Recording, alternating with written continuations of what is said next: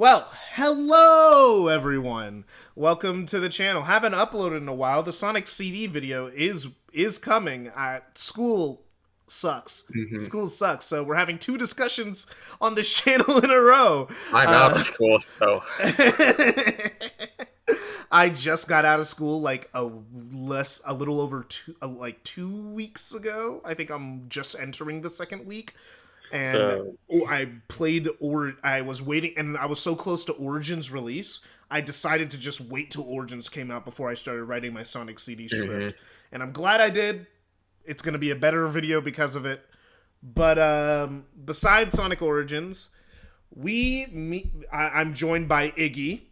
hello of the Iggyminious channel. Exactly, yeah. And we've been holding off actually talking about Sonic Forces for not Sonic Forces. not. Well, I mean, Sonic Forces 2. Sonic Forces 2. Sonic Forces 2: Infinite Revenge. Infinite's daughter. You've seen the same. I guess we'll get to there at some point. It's but I think the general idea is, because we all know the marketing for this game has been absolutely abysmal, whether you like what you've been seeing, whether you dislike what you've been seeing, the marketing for Sonic Frontiers has been terrible. So what were your feelings? What a wild ride. What were your feelings at the beginning of June compared to they are at the beginning of July? Well, I will say this. The May 31st teaser actually got me kind of hopeful. I mean, I guess part of it might just be the fleeting thrill of seeing new footage, but I thought that what we were gonna get was gonna be above my expectations. But then we got to the June 1st, and well, that's actually my birthday, believe it or not. For you, that must have been rough. Yeah, I did stream it. My reaction was, even at the time, a bit shaky. I liked how I liked some of the things they brought back, like the trick system or the parkour running and stuff. And I was pleasantly surprised by how it did feel like a Sonic game. Like, there were plenty of Sonic set pieces. It did feel like a more open Boost or Adventure 2 level or whatever. But even at the time, I did notice that some things were rough. Like, the movement felt really weird. Poppin' was kind of bad. And as the day progressed, as I saw more responses, it only soured further. Like, I would never say that I hated the whole idea of it, but reflecting, I just looked at it, and this isn't the thing that you'd spent 5 years on, right? Yeah. How'd that evolve? It's for me, I actually was a lot nicer to it than I think most people were on that initial review. Yeah, that's true. Because you said you responded to me by saying that you liked what you saw so far.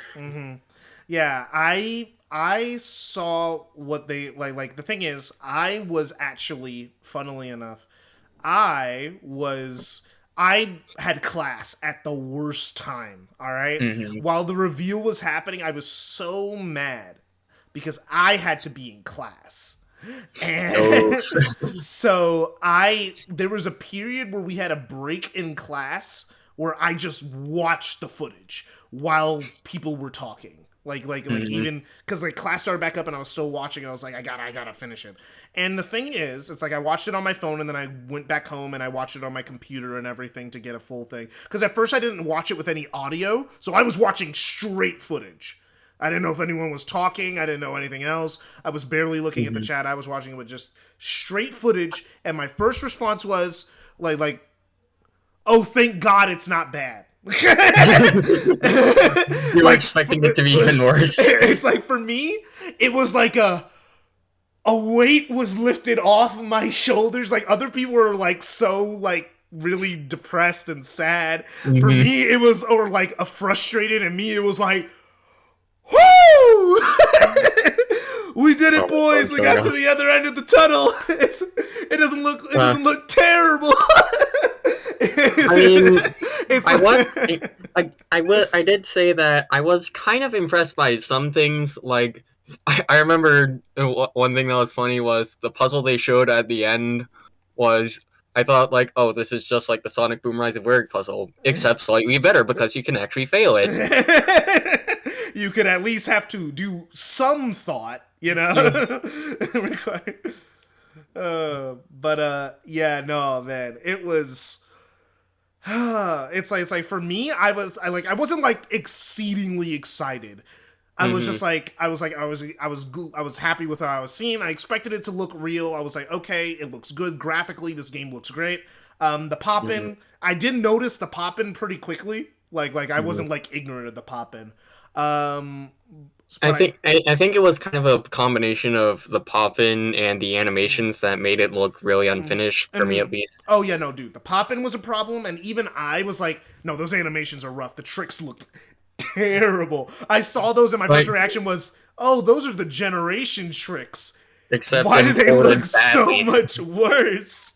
Why do they like? Ooh, I was like, Except with bad import quality, I guess. Yeah, I was like, what did you do? Why did they look so bad? I'm glad they're here, but like, and now that we know farther along, the tricks apparently are going for your EXP because the same stuff comes out of tricks as happens when you're fighting enemies. So must be an EXP thing, right? At least what I'm guessing. But like, it's like, okay, so tricks give you like little bits of EXP. You know, okay, that's cool. That's cute. But we still have the boosts at the same time. Yeah. So. Oh, do you know? Did you actually hear later about like what the boost button where the boost button is? Like, isn't it on R1 or R2? It's on R2. Which it's like I was like, because at first my first worry like not my first worry, but like one of the worries I did end up having like when I was thinking about the game, I was like, how are the buttons gonna be laid out? Yeah, and with the combat trailer, I don't know if we want to get into the. Yeah. That was like the second thing they revealed. Yeah, the combat. 2 days like, later, you have a bunch of moves. How are you going to use them? And it seems like it's going to be used properly. It's not going to be one button. Well, except they did reveal that there's a one-button combat system. But you don't have to play that way. They literally said, here's a one-button mode for people who just want a baby for little baby boys who don't know any better. Like baby boys who just want a button mash. And then here's the real man's controls, where you actually have to control the game. And Virgin mode versus Chad mode. Yeah, pretty much. It's like I was like, good. They gave a mode for me. But like it's like, yeah, no. My first reaction to the game was overall, it's exactly what it's like not what. I guess it's like it's what I was hoping for. Like I think I've said like I didn't say it publicly, but in the Discord I've said multiple times that I expect the game to be a 6 to a 7 out of 10. I'm not expecting a masterpiece. I'm expecting a quality product, but not a 9 out of 10 game of the year gonna blow my mind. You know, I'm gonna enjoy it because I'm a Sonic fan and I can find things to enjoy. And it's like, and I'm probably gonna replay it, but it's going to be a game that I'll find probably like, yeah, that was pretty good. I liked it, and then move on with my life. And that's what it looked like. And that was even without cyberspace and all that other stuff, which, like, I didn't know about. But I was just looking at the open world, and I was like, oh, he can turn. Oh, like, that's already better than Forces and Generations, and I like Generations. It's like, well, I mean, I feel like things like the turning, game feel, that sort of stuff is stuff we might not know until the game comes out. Yeah. Because... but like I was judging by the visuals I was seeing, you know, like that's all I can do.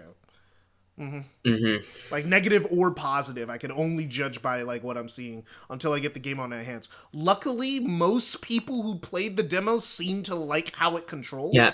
But also, I haven't heard of a Sonic fan who got a hardcore Sonic fan get a hold of the demo to give us a good explanation of like how does it feel. I remember. I think. Go ahead.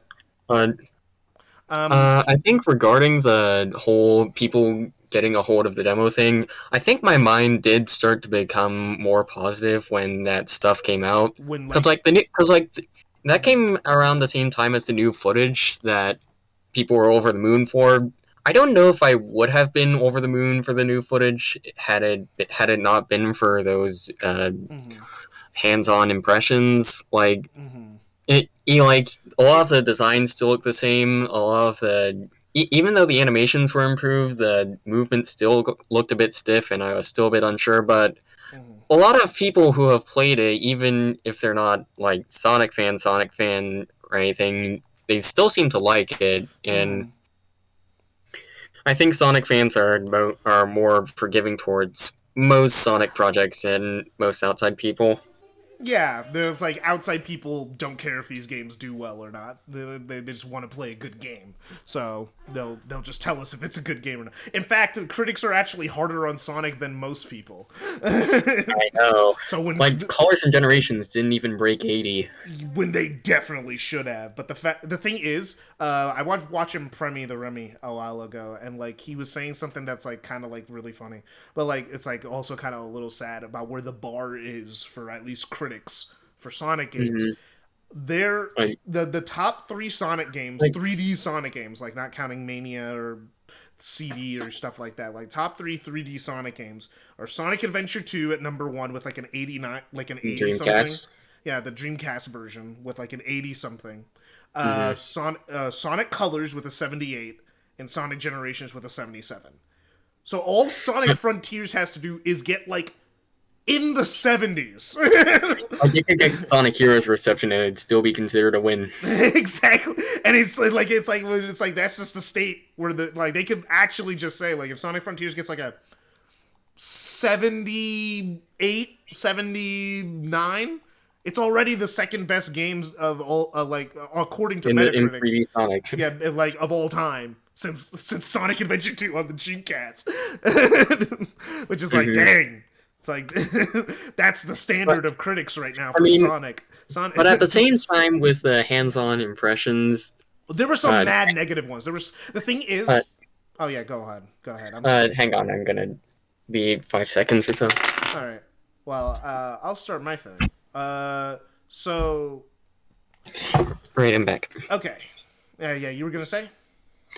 With the hands-on impressions, I feel like it could just be, those could be not entirely indicative, or maybe I'm just too idealistic because this is like my first Sonic cycle. Oh yeah, because you became a fan after Forces. I know, yeah, I know it's not necessarily a given for pre-release reception to be positive. I know a lot of people who played Boom at E3 hated it. Yeah, no, they were honest. They said this is gonna be bad. We just didn't know how bad. but with Lost World and Forces, I don't know what people thought of those pre-release. Oh, I could tell you, Forces, was pretty bad. People who played it at like E3 and events and stuff said it's not good. It feels like garbage. People were saying it felt like garbage constantly. The level design was insanely linear. People were saying they beat levels in like a minute. It was bad. The people told people it was bad. People didn't want to listen. That was the thing with Forces. That's why, like, I think the Sonic community is super, super critical this time, to like an overly extent sometimes for me, is because last time they were blind. Like last time they were full gun ho. Everyone, the warning signs were there. People who played it said it was bad. It's like, and they were like, do you know about Lost World though? Lost World was a little different. Lost World was a little different because people who did play it said it was different but fun from what they played. And the levels that they had to play at E3, we know because there's footage of what levels they showed off publicly, was the Windy Valley Act 1 and the desert, the desert level. Those were the two levels that they showed off, and I could see, and those are just two levels, so I could see them going like, it's like that's not like inaccurate. Like people were saying, yeah, go on. Yeah, but like the problem with Lost World is that it doesn't focus on the core mechanics, and people were frustrated with a lot of the later levels. Yeah, So, exactly. But those weren't in the demo. And with Frontiers, I'm not sure. On the one hand, I have seen a few people be kind of negative, saying that they didn't.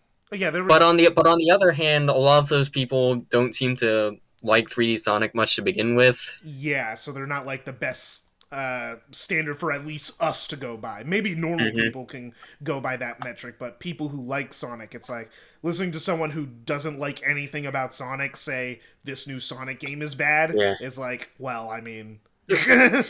And hey, I've heard more than once that people who haven't been interested in Sonic for a long time are kind of intrigued by Frontiers. It's a game that like it's not. It has a lot of eyes on it, and that's why like it has to at least be good. It doesn't have to be like Breath of the Wild, Mario Odyssey defining a genre or anything. I feel like that'd be kind of unrealistic since it's Sonic Team's first crack at something like this. And also it's Sonic Team's first whack at this, not Nintendo's first whack at it. I don't buy that they're completely incompetent. They're just under bad circumstances. Yeah, no, I don't think they're completely incompetent, but also I do know who's at the helm. Like, I know what team's at the helm. It's the Sonic Colors, Sonic Lost World, Sonic Forces team. And so, like, I have expectations. And it feels like it. It's like... Looking at a lot of elements. Yeah, exactly. It's like, the thing is, it's like some people are like, kind of a little overhyping themselves for cyberspace. Going like, man, it's like, I hope it's like Generations quality or Unleashed quality. And it's like, it's going to be Colors Forces quality, which I would... It's like... I'm hoping at least colors quality. I can deal with colors, because I like colors, you know? Yeah. It's like, so I'm hoping... At least the better parts of colors. Yeah, it's like, the thing is, and considering from what we heard, the levels are mostly 3D, and then there's like the dude played one mainly 2D level. So there is a 2D level there, but it's not like the focus, you know? Yeah. It's like most like multiple sources said it's mostly 3D. I did see some 2D, but it was mostly 3D, which is like, okay, cool. But, I like colors. The thing is, I wouldn't really mind a 2D 3D hybrid for the cyberspace level specifically, because we already have a fully 3D overworld. Yeah, me too. But I know there are people who just hear the words 2D and they go like, yeah. You know, they just freak out. They hear those words and they start crying. So it's like I always gotta clear. It's like there is. I'm just gonna be honest. You know, there's 2D there, but personally, it's not a problem for me. I never had a problem with the 2D sections and colors that much. Like some of those levels that were an issue are like 30 seconds, so it's like it never really bothered me. I mean, so colors was at times problematic for me, but I think this game's gonna strike a more even balance like the other Boost games. I think it's gonna be aiming more for that Gen's Unleashed balance of 3D to 2D, even more so on the 3D, because like those levels were like 50-50 almost. It's like maybe leaning a little bit on 2D, a little bit more in Gens than they did in Unleashed, but like I do think that the 3D design is better in Gens than it is in Unleashed, because Unleashed's 3D design is like really simple. It's like really linear. People love Unleashed. It's a little hard to tell from what we've seen so far what the level design philosophy is going to be like. I can't. And like even the hands-on impressions guys don't seem to like think about the nuances between Unleashed, Generations, and Forces. They're 3D. Don't you love that one guy who got asked the question? Is this more like Forces, Generations, Unleashed? And he said more like Unleashed and Generations. Cause there's no wisps. That's not what he asked. Although I did see someone say that it definitely was more like Unleashed and Forces, and they seemed to know what they were talking about, but could be wrong. It's like I don't know. But I also seen a lot of people say it was like Generations, but also I highly doubt they know what Forces was like. It's like, did you play Forces? Because the thing is, something that I look back on, like looking at like critical reviews for Forces and even some like casual reviews for Forces, most people thought the game was fine, like control wise and everything. Like they didn't really think too much of it. They just didn't think it was anything impressive. Like Yeah. the general critic reception of Forces was eh. The fan Yeah. reception was, this is terrible. This is a downgrade in every way. Biggest disappointment since my son. you ruined it. How did you ruin it? This was supposed to be the chosen one. You know, like that's how they were feeling. But like everyone else, like was just like, eh. Yeah. It was fine. I mean, I can see that. But like, so that's why it's kind of always hard to take like critics or like people who I don't know what their Sonic history is, like completely at face value. But from what I see, it looks fun. The momentum thing is an issue, Yeah. but as we saw on that Nintendo Switch thing, they fixed it because he launches off that hill. Like that's really the weird animation. The animation's fine, all right. We saw the animation in a different video Where he like flips off the cliff. Yeah, like you know when he was running off that thing in like that the animation. I still don't know. I still don't know what entirely that is. Like I think it's I would expect him to go like into an immediate falling animation because that's what happens in most other 3D Sonic games when you launch off something like that. Yeah, I guess they But created it feels like it could be like a trick or something. It's like I don't know if that's. I think they made. It's like I think they made a specific animation for when you're moving at a speed and go off something. But even at the beginning, I saw that you could actually run up walls. I thought that was cool, but I wondered like, do the walls actually slow you down at all? I don't know. I don't know. I don't have the controller in my hand, so yeah, it's kind of hard to tell. But he did speed up on the wall that one time, you know. So it's like I don't know. What made him speed up? That opening. The thing is, even though I liked what I saw, and I was like, oh, this looks like this is gonna be fun. It's not gonna be the best thing ever made, but it's gonna be fun. The big problem was lack of clarity. They needed someone talking over it, telling us what was happening. You have no idea what's going on, and they didn't bother to explain it until later. Although I think one thing I will say about why people still might be kind of nihilistic at even all this time later is that the first trailer was not dishonest. Like it showed us the stuff. It literally showed us footage that was going to be in the thing. It just showed us to it. The thing is, what I realized over time, what the problem with that first video is that it showed us stuff segmented. Because the thing is, it's like I watched a lot of people who were casuals like videos on it, like people who like aren't Sonic fans and they're like just checking it out because they're a video game channel and they're like, yeah, this looks rough. You're just running around. It looks like you're not doing anything. But I know about the leaks. I know what you're doing in this world. I like literally every time they told us the game, like when they eventually told us the gameplay loop, I was like, I literally have been saying this. I literally have been saying that's exactly what the gameplay loop is. You go in the world, collect things to go into cyberspace. You go into cyberspace to get out it's like you go to cyberspace to unlock Chaos Emeralds. You defeat bosses to go into cyberspace. It's like you level up, you fight enemies to level up. Oh, that's a fun gameplay loop. Yeah, but they didn't show that. Yeah. That's an interesting gameplay loop. But I think this was kind of why I had the issue with waymarkers that I vented about a couple of days ago. Oh yeah, you were complaining about the waymarkers on Twitter. Take this with a grain of salt because I still haven't played any open world games and I could just be talking nonsense. But like it said there were permanent waymarkers, but you're encouraged to go wherever you want, and it's not like a railroaded story driven thing. Because, like, what are the waymarkers showing you to? Are they showing you to the bosses? If so, what use is that going to be if you're not powerful enough to fight them?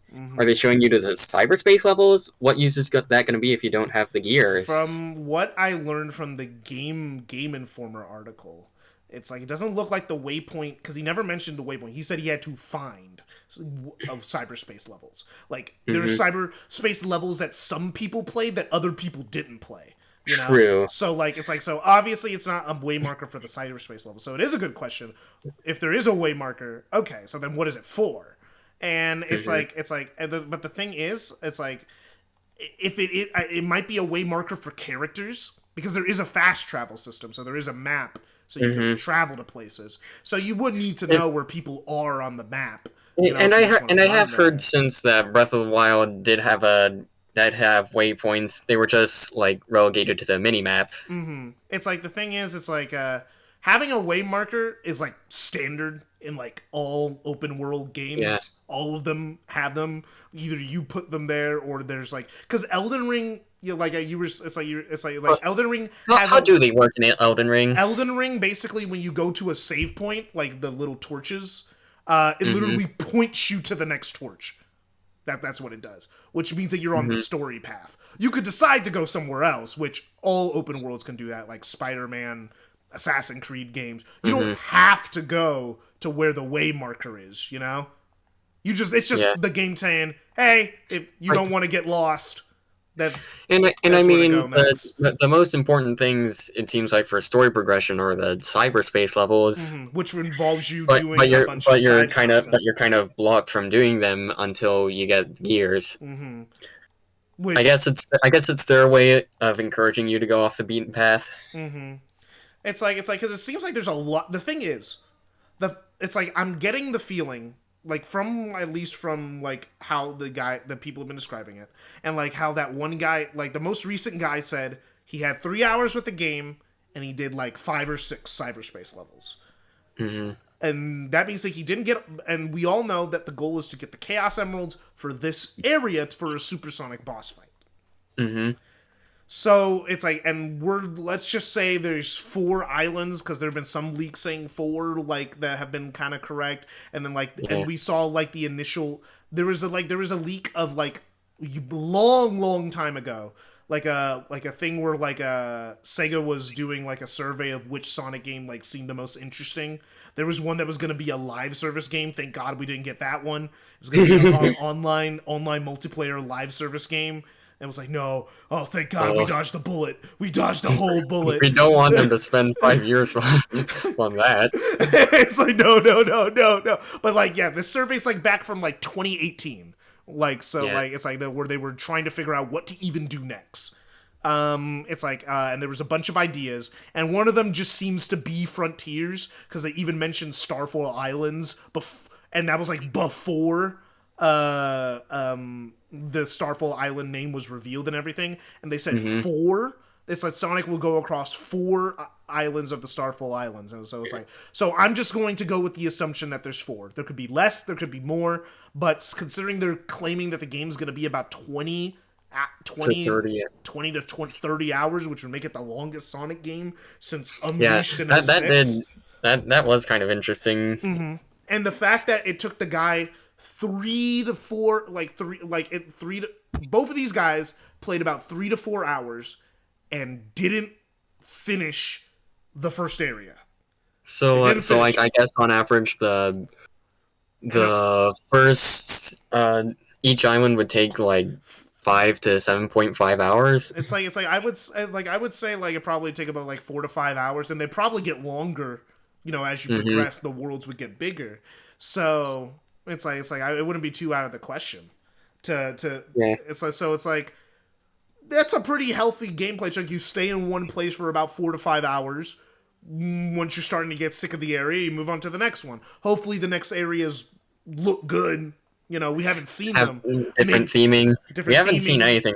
They've been blocking that off from us. They don't want to spoil anything. It's like which is, you know, that's good. It's an open world game. I would like to be surprised when I go to the next biome. But like the first world looks kind of generic. A lot of people are saying. Yeah, it's like it looks like a normal world, which like I guess you could say it's like that. It's fair. It's a fair criticism to call it generic. I don't mind it because it just looks like it looks good, like visually to me. But like I get it that people want like that is another thing with the new footage. 60 frames per second looks really. It looks really good on that game, man. It made the game feel smoother. It was and all the lighting effects with the different times of day. I think that helped to make it look better. Like it wasn't just daytime all the time. It's like, and also like it's like. And even the Switch footage, like even though it's like lower quality because it's a Switch port, it's like even the Switch footage looks like they improved on some things, and even though that's the Switch stuff, like it's like things are constantly looking better. It's like I'm hoping I might end up getting the Switch version because my brothers have a Switch and they seem to be at least somewhat interested in the game. So and you're like, my computer might not be able to run this game better than it would Yeah. look on the Switch anyway. But yeah, I was kind of pleasantly surprised that they're actually playing it natively on the Switch. I know. I would have bet money. Let's hope the frame rate is at least consistent. From the footage, it looks like it's going to be at least a pretty good 30. You know, because from what it showed off, and it's like they didn't need to do that. They could have just made a cloud version and called it a day. And I think they didn't. It's like, and I'm like, man, you know what? Give Sega props where it's due. Like, dang, man. That's some work right there. Might as well make a mobile port while you're at it. Well, I mean, they did call the Sonic Frontier Speed Battle Sonic Forces after a while. Yeah. Just make a mobile port of Sonic Frontiers. It's just like, man, this game can run on anything. It's so well optimized. But like, it's like, but yeah, like, but like, still criticisms, like, okay, like opinion, not final opinions, because like we're not done talking. But like, I mean, like, current opinion on the game. Before I was thinking, like, when it was first revealed, 6 to a 7. Now I'm thinking solid 7. I don't like that's that. It's like I'm not thinking it's gonna be an 8. The game would have to surprise me. The rest of the game would have to have a lot to offer. The combat would have to be really, really fun. The cyberspace levels would have to be like colors quality or above for me to give it even an 8. It's like, but like from what I'm seeing, it looks fun. Could be better, but it looks like I'll have a fun time with it. And I 100%ed Forces. I'll 100% this game. You know, whatever. Yeah. I think for me, Frontiers. I guess I would agree that 7 or so would be the median, but it could. I think it could still be terrible. It could be a lot worse, and it could be a lot better. Yeah, it's like in that weird spot, but I don't want to call it. I don't think it's mediocre. Like, that's not, like, what comes to mind when I see it. Because I'm thinking of, like, there's a lot of things when I look at it and I'm like, that looks too fun for me to say it looks mediocre. It just doesn't look amazing. It's not. And again, I haven't played any other real open worlds, so I don't know if I would want to review it when it comes out. Because you don't have much experience with the genre. Yeah. It's like you would just be looking at it just as a Sonic game perspective, not really an general open world thing. I can say this: it is following the Breath of the Wild trend of open worlds, and that's not a bad thing. Because the thing is, it's not the thing is from how. Okay, basically, we know the original leaks, right? Like, we know the original leaks. One thing that they have obviously changed in the production of the game was they got rid of the Ubisoft towers. Yeah. It's like, because the thing is, like, when people were talking about the game in the early leaks, which have all been proven to be, like, almost 100% real, it's like that there's Ubisoft towers everywhere that, like, you have to unlock portions of the map.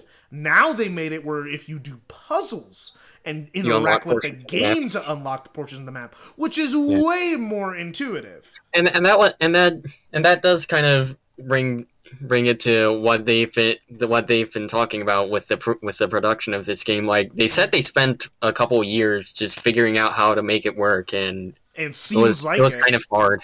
It was kind of a struggle for them. I love one of the interviews. It was like, how long does it take to run throughout the entire world? It's like one of the things that we did. And they were ready for that question. Yeah, they said, dude, that was the first thing we had to do. And it's like, nope, make it bigger. Make it bigger. Like, how long? We don't want you to run across the map in 5 minutes. It's the same thing they ran into with Sonic Adventure, you could say. Like, spending weeks on something you could run across in 5 minutes. It's like, that's always been the problem. So they're like, no, we came prepared. I think my opinions on Sonic Adventure are why I was kind of worried about waypoints, because the Breath of the Wild trend was Breath of the Wild bucked the trend by not really having any straightforward story progression, letting you do whatever you want, and a lot of people were disappointed by open worlds before then, because they just kind of funneled you into different things. What the open world was ultimately just kind of padding. I think I have like a similar issue with Sonic Adventures Hub Worlds. It's like the thing is, it's like the biggest, like in my opinion, the biggest issue, the biggest problem with like the open world design, modern open world design, which is becoming less and less modern, more and more antiquated, is Rockstar's version of it, where like you have to do things in a very, very specific way, and if you do it slightly wrong, they'll kill you. When you're in a story mission. Because once you're outside of a story mission, you could do whatever you want. It's like, but like once you're in a story mission, it's like that was the problem. It's like the thing is, I don't think people had like I think people who didn't like open worlds to begin with didn't like Breath of the liked what Breath of the Wild brought, and people who liked open worlds to begin with just found it as like, oh, it's a little bit more free than normal. I think Frontiers isn't like it's like obviously it's aping on Breath of the Wild and popular trends, but it's gonna be. But it's still its own thing. Yeah, it's like somewhere in between. Basically, it's like where there are specific story related. There is a specific way you have to progress, but how you can do it, you can go about it your own way. Yeah, it's like basically from what we found out, Big's in the game, right? And you could go fishing with him. And the dude said he sells you things. It's like he sells you stuff, but one of the things that he sold that like was a little interesting to me is that he sells things that are important for the story too. Like he sells, like he could sell you some of the Amy Hart stuff. He can sell you some of the. He could sell you the portal gears for the cyber levels and like or like I think he sold a key or something. So like it's like to get a Chaos Emerald or whatever. It's or something. It's like so it's like oh okay. So there's other ways. It's like It's like and also. I think there's a like from what we've seen anyway, it seems like and since not everyone has to interact with the exact same things in the exact same order, there's some levels that other people found that other people didn't find. Some people are like said, oh yeah, I played through. The only thing that's consistent is that everyone played through Green Hill. Well, that's just because that apparently that's the tutorial level. Yeah, apparently it's like the first level of the like just no matter what, everyone plays Green Hill, but after that.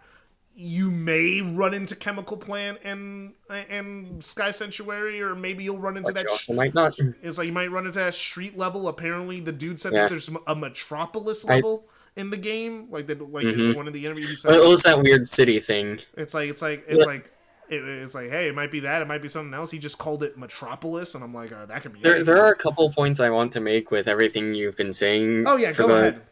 Yeah, go ahead. For one thing, Big being in the game. For one thing, is pretty funny, but also it signifies to me that one of the biggest common issues I had with Color's Lost Road Forces, the other Kishimoto games, is that they feel really, really bare bones. Like they did what they had to do before they shipped it out. And Frontiers has way more content that you can or cannot interact, that you may or may not interact with. And they didn't have to do, but they did anyways. And I think that's pretty neat. Yeah, it's a Sonic game filled with content again. It's gonna be the longest 3D game in the series. I hope it doesn't get boring before it's finished, but yeah, hopefully. And like because I think length might be the biggest issue 3D Sonic games have faced. Yeah, like even back then, they were already starting to get criticized for being too short. Like even Sonic 06 and Unleashed were they were like they weren't beefy games. They were like medium length, but like starting with colors, 3 hours, 4 hours. Yeah. That was the standard because they realized because the thing is, people at the time they were getting the criticism, stop padding out your game. So they're like, Fine, we'll stop. We'll stop padding it out. We keep trying to make these games longer. Yeah. It's like, and you guys keep complaining about them being too long. It's like for a Sonic game, you keep saying the stuff that isn't fun. So they're like, okay, we'll just cut it out. We'll just cut everything out. And even then, there's still like traces of padding, like the side axe and Sonic Colors, the side axe and Sonic Colors, the side axe and Generations, the side Lost World actually doesn't really have much padding except for like it does kind of have animals. The progression gating, the animal progression capsules, but that's like not hard. That's like that was like but it's still there. It's still there, but it's like light padding. It's like, and then they even had like extra bonus zones when you beat the game, like which was they didn't need to have extra bonus zones. So like it's like okay, that was fun. It's and like but Forces is like somehow it's like not padded. But it also has stuff that feels like it shouldn't be there. Exactly.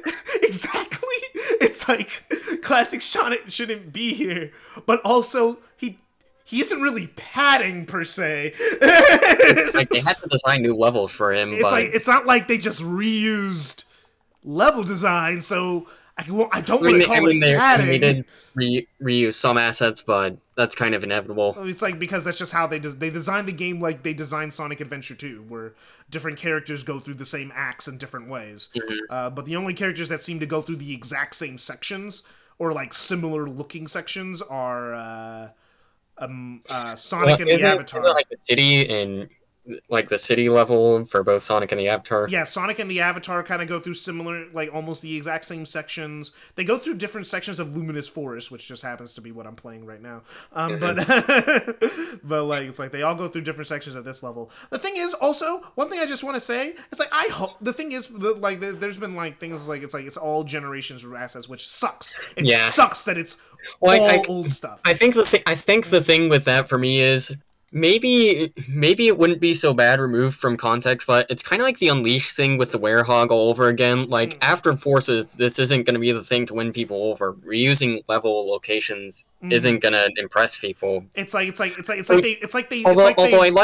Although I like the approach that the more avant-garde approach of the city level. That's kind of what I'm hoping for more of. Like, yeah, I hope more of them look. It's sort of trippy and mashes things from all across history into one. Yeah. Like I can't tell if that's supposed to be Empire City or Speed Highway. I can't tell if it's gonna be that or it's like or if it's like maybe making fun of the fact that Sonic has so many city levels, so it's like mashing all of them together into one big city level, which that would actually be kind of clever. I'd actually be okay with that. But like it's like but it's just like it's not like it's gonna ruin my opinion of the game if the levels are fun.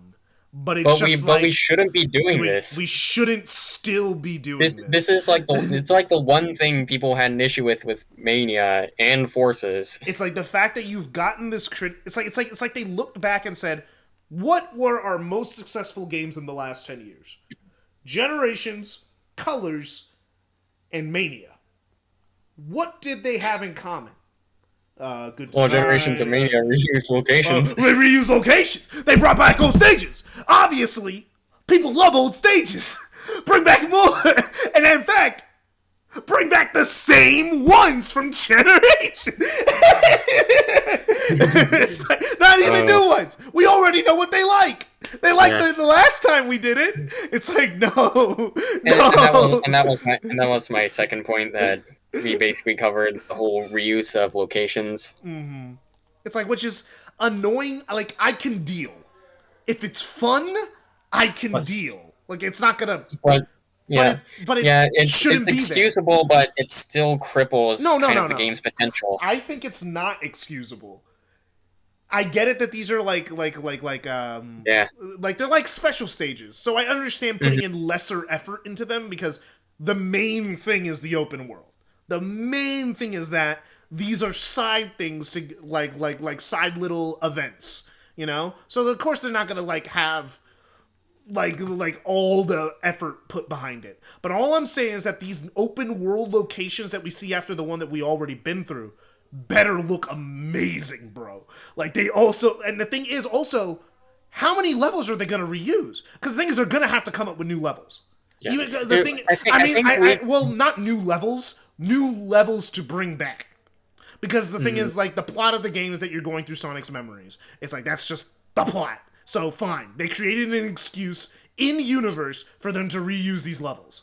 All right, fine. So you better come up with new ones because you can't keep still be using just the ones from Generations because Generations only had 9 levels. And if you're collecting the 7 Chaos Emeralds every island, let's just go with like earlier leaks. Let's just say there's 4, just 4 islands that you go through. That's 28 levels. Where are the other ones? Generations only had like 9. Yeah, exactly. What else? Unless they like want to reuse that chunky geometry from Sonic Adventure 2 or something. It's like, what do you? It's like, or like, are you just gonna keep reusing like them as acts, like keep reusing the same 9 levels? I mean, like, I'm gonna be glad to see Planet Wisp. Oh, it's Splash Hill Zone on the second island. No, it's Emerald, guys. It's not Green Hill. It's Emerald Hill. Look, it's different. Different this time. It's different this time, man. Oh, look, the checker. It's like we got the corkscrews. You guys added the corkscrews into Green Hill. Dang it, they found out.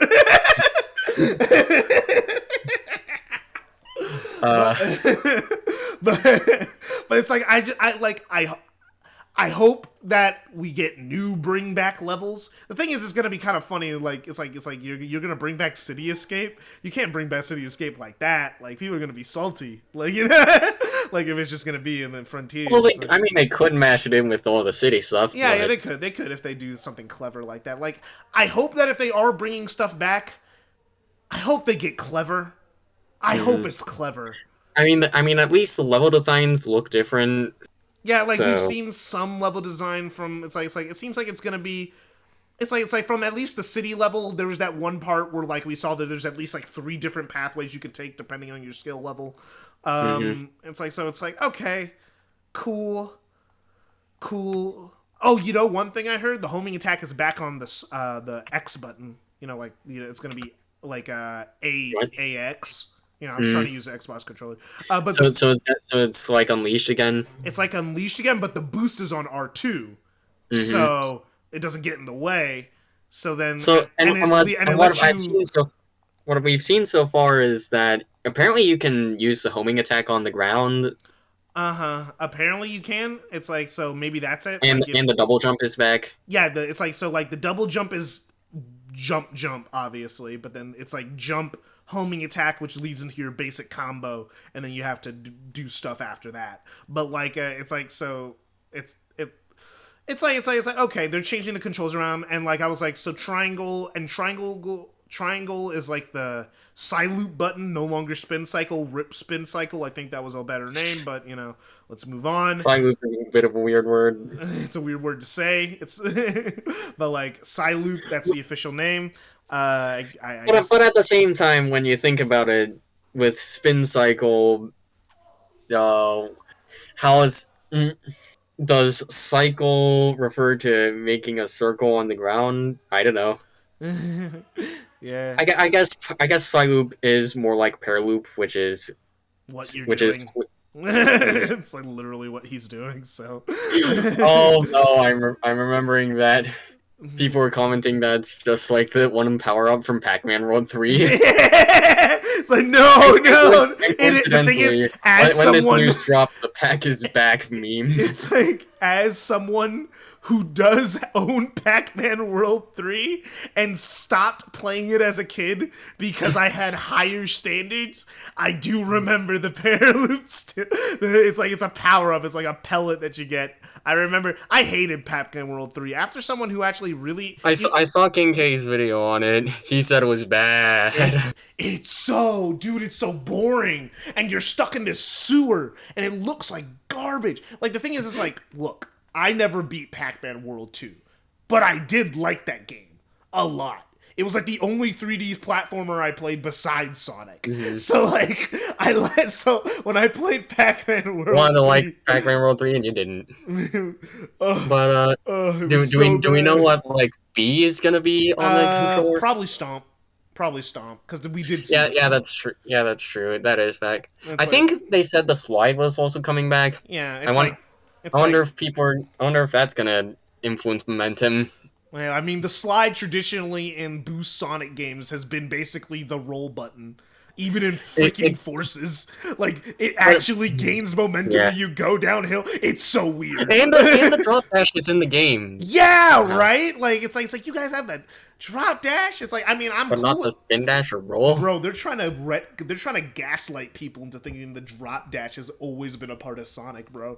I swear. I mean, the thing is for me, the booster's a replacement for the spin dash. You don't need the spin dash and the boost. Those things just don't. They're the same thing, in terms of function.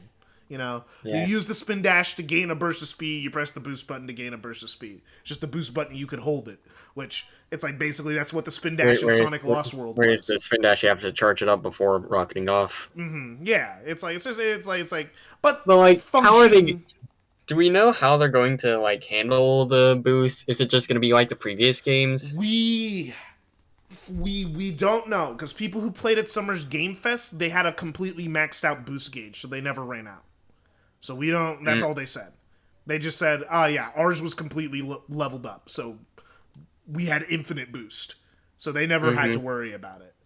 We did learn that if you get 400 rings in the open world, you get super boost. You get super boost. The thing is like, people keep telling us, guys, trust me, the game's fast. The game is fast. It just doesn't look like it. It just doesn't look like it, but like, dude, the finish isn't doing it just. The game's fast, bro. Please trust me. Then you could probably use that to summarize the entire marketing of this game. Dude, trust me. It's like, bro, we talk about leakers saying, dude, trust me, bro. No, that's Sega. When Azuka said, nah, you guys just don't get it, bro. You guys just don't get it. It's like if they're going, like, he said that they were like polishing over some things before the release. If they said that, don't worry, some of the stuff is gonna be fixed before release, that would have been I mean, he did say that, but he also said, dude, trust me, you don't understand. You don't understand. He's like one of those developers who, every time he's interviewed, it just comes off as weird. It's like, the thing is, but everyone who works with him says, no, Azuka's a great guy. He's a great guy, man. It's like he's just terrible in interviews. He's a good guy. He likes working with you. He loves the franchise. He's been working on it for like 25 years. It's like, man, but it's the character assassination because man just gets ask questions and he just says things, man, and he probably says things that he probably shouldn't say. Cool. It's like, but he's the head of Sonic Team, so who's gonna stop him? Sega controls Sonic Team, but like Sega doesn't control Sonic Team in terms of what they say in interviews, Sonic Team can say whatever there. They don't care. Oh, Zuka, you poor child. Poor girl. What are we talking about again? Azuka saying you just don't get it. You don't get the hype. You don't understand. Yeah. But we've ran that into the ground now. Yeah, but the marketing, the marketing, like, again, it's kind of impossible not to talk of. I expect every review when this came out, even if this game turned out to be like a game of the year to contender, people would have went like, yeah, the game's great. But remember how bad the marketing was? I mean, yeah, they had us talking about it all week. But at the same time, before I've said this a lot before, and I'll say it again. I can't think of any instance where people said that a Sonic game is going to be not good or bad in release, and then when it came out, it was actually great. Like, there wasn't any doubt around Generations or Mania. There wasn't any. It's like there wasn't any doubt around Gens and Mania. There wasn't any doubt about Colors when it came out. People thought Unleash was gonna like. The thing is, it's like remember audience gap. Remember audience gap. Even though people who were kids, like who were now adults now, thought it was always good. The older generation, they were looking forward to it. They were like, "Oh, they're taking them thing from the Rush games. Okay, this could be good. This could be good." And then the game came out and it wasn't good. It's like, yeah, that's happened before. It's more or less happened with Lost World and Forces. It's like, and like the thing with Unleash is, I think people who who were skeptical about the Werehog when they first saw it didn't like it when the game released. So yeah, it's like people. It's like I think the thing is, this has been a reverse. This is your first like Sonic cycle, basically, right? And like the thing is, this is a reverse Sonic cycle. Usually, Sonic fans are unabashedly hype. All of them are like unabashedly excited to see what's next. Like even it's like just like okay, it's gonna be good. It's like the Sonic cycle used to be. The Sega shows off the game. They promise it's gonna be different this time. It's like they show off that it's just Sonic. It's like Sonic running. Okay, it looks like it's gonna be good. More info is revealed. Turns out there's gonna be a stupid gimmick. The stupid gimmick. It's like the new E3 rolls around. The footage shows up. It looks bad, but you cope. You cope. The game comes out. It's garbage. It had Sonic's stupid friends everywhere. Everything was bad. Everything. It's like everything was bad. What I and mean, then Sega promises that next time they'll never make such an atrocity ever again. That was we can't prove that this isn't another one of those until the game comes out and it's met with whatever reception. Yeah, you can't prove it, but the thing is, the difference is that the immediate reaction from the fan base was negativity, which is like rare. I think a lot of people were like they couldn't even handle a linear game. How are they going to handle an open world? I think we had that conversation a lot too. It's just like we had when they said open world Sonic. It's like, bro, what do you mean? Your last game was Forces. Your last game was Forces. I understand you made the game in a year, but your games before that don't. Even if they made Generations, bro, and they said our next game is going to be an open world Sonic game, I would still have a lot, and I mean a lot of grievances with that idea. I'd be like, guys, I don't know. Well, I mean, it is kind of the same issue that Lost World ran into, where it's a big departure from what came before. It's like, and the thing is, it's like, but in this context, it's a bit different because people are getting tired. At the same time, people are getting a bit tired of the boost formula and wanted something new. But I think only the boost formula, people are tired of it because Forces came out. If Forces was a good game, people wouldn't be tired of it. I won't disagree with that. It's like people would be fine. But the thing, it's like, but like it's tainted. It's tainted the boost formula as a concept for a lot of people. But the thing is, it's like with the boost with Lost World. The thing is that it's like I think I saw you talking about Twitter about the climax of Sonic 3 and Knuckles Adventure 2 and even like it's like and like Generations and stuff, and it's like I feel that like, I should have maybe added Unleashed alongside 3K and Adventure 2 because there's a probably false rumor that Unleashed was meant to be the last game in the series. Unleashed was a Hail Mary. If Unleash bombed critically, but it sold well. If Unleash didn't sell well, Sonic would be dead. Yeah. Unleash sold well, at least. It sold just as well as 06, and so they were good. Yeah, developer interviews were saying we're gonna make this the best Sonic game that's ever been made. Yeah, Sonic Unleashed was a Hail Mary from a new team because the Unleashed team is different from the 06 team. Like, it's a different team. Some people carried over, but, like, the people in charge, everything like that, because Yuji Naka left and everything, a lot of the people who were working on Unleash were new hires or young, So that's why Unleash has just a different feel to it in general from, like, the previous ones, because it's literally new people. But, like, something that is, it's like, yeah, Unleash was a big scale, hey, this is our Hail Mary, hope it does well. The thing is, for me, I feel after Generations, the team that was working on Sonic was sick of Sonic. I think they want to make something new, and they made Lost World. Exactly. I think that's the repercussion. They were like, okay, we did this 3 times. Let's do something different. And they made Lost World. I think that's a fair assessment, I'd say. And it's like that's why I feel personally that after Generations, the series should have went into hiatus after that celebration. I think it should. And someone mentioned to me that the reason Sonic 1 and 2 weren't the decompilations weren't on console was because of that Wii U deal. That deal just killed this franchise. That deal, bro. That deal. It's like, and that's not even Sonic Team's fault. That's Sega. Sega made that deal for Sonic Team. You know. Sonic Team, and they were like, well, I guess we gotta. And the thing is, it's like this. It's like even though the series didn't go on hiatus, it might as well have, but it didn't, and it literally did kill the franchise because Boom lost Sega. They were just dragging their feet through the mud. It's like Boom lost Sega so much money. It's like I think it's hard to explain how much money they lost. It's why I think it's why the Forces team was so small. Well, exactly. This team, I think we went over it, when we were they mentioned how small the Frontiers team was, and we were like, oh, that's why it took 5 years.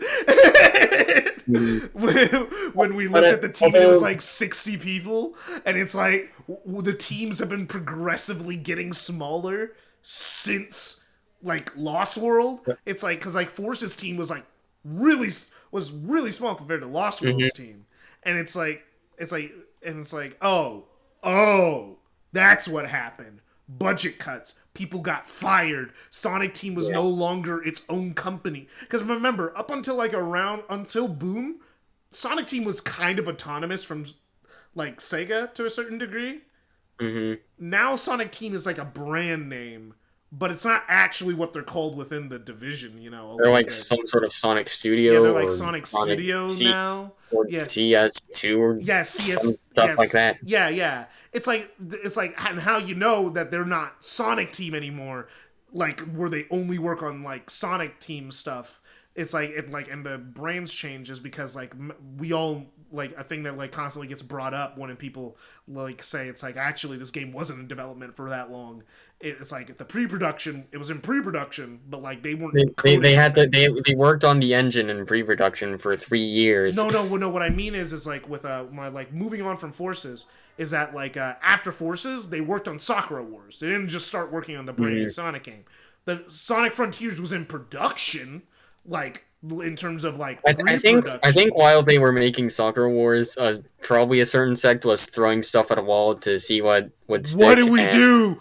What do we do? and that's how we got the style of Frontiers that they went with. Yeah, it's eventually they got there. Like I said, there was that document going around in 2018 of what interests you the most, and they were just throwing a bunch of darts at a board, multiplayer game, a traditional Sonic game, open world Sonic game. With the whole. Izuka says that this is going to be the biggest shakeup since Adventure. And is this another Hail Mary similar to Unleashed? Do you think? I think it's. The thing is, Sonic the brand isn't as in dire straits as it was in 2007, 2006. When Unleashed was being. I guess so. It's so I don't think that even if this they are shooting for the game to be successfable. Obviously, everyone laughed when they said. We're aiming for high score. It's oh guys, they just weren't trying.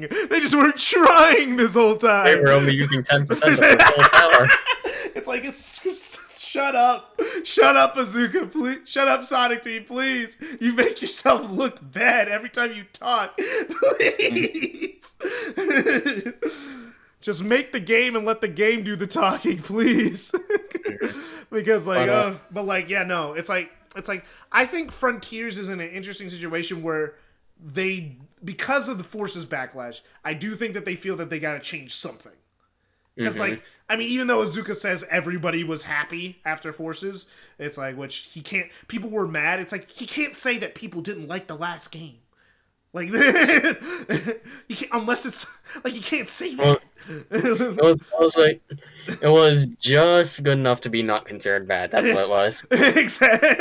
It's you can't say, the last game we put in, it was the bare minimum of passing the line of quality to just not be considered terrible by most people. You can't say that in interviews. You gotta say, the last game, people enjoyed it.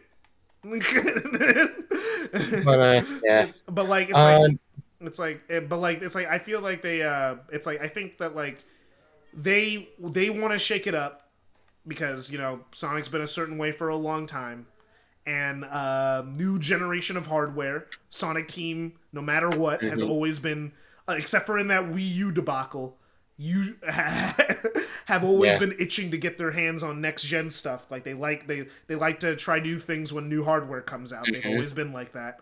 Like they did, like they said that the Avatar was a result of the limitations no longer being there for people to put in their own Sonic character. it's like it's easier to it was on the new hardware. It was easier to put that much effort into like character creation. Like I think we all can see that like character creation got better.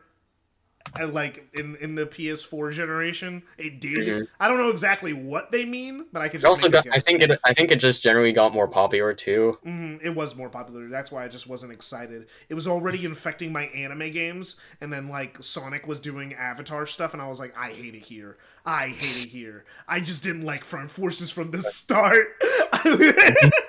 I mean. It was bad. We've been talking about non-frontier stuff for a little while. Do we want to bring it back to frontier somehow? Yeah, the frontiers. Like anything. It's like we've talked about the cyberspace. We talked about the flow. Critical reception of past games. It's like the Q&A came out yesterday. I don't think there was anything too crazy in there. Besides the drop dash. And I think one of the guys confirmed that the levels were I think he confirmed the levels were about, he said 2 minutes, and some people were like, he beat them within forces length, and it's like whoa. In generations, it takes about 2 minutes to beat the first. But he said that was on his first try, and he's IGN. What do you expect? Oh my gosh, bro! Like it's like the thing. I feel it's like I get it. He's IGN, but like if we're gonna assume that the footage. I don't know who recorded that footage. Did IGN record that footage? I don't know. But I don't know. I don't know his skill level. But I did see his Twitter. He is a fan of video games. Like, and he does like Sonic. Like it's like he may not be like a hardcore Mega Sonic fan like the rest of us. But like he generally gets it. He said in that Q&A that he was the kind of person who would go for S ranks in the previous Sonic games, which that is kind of another thing now that I think about it.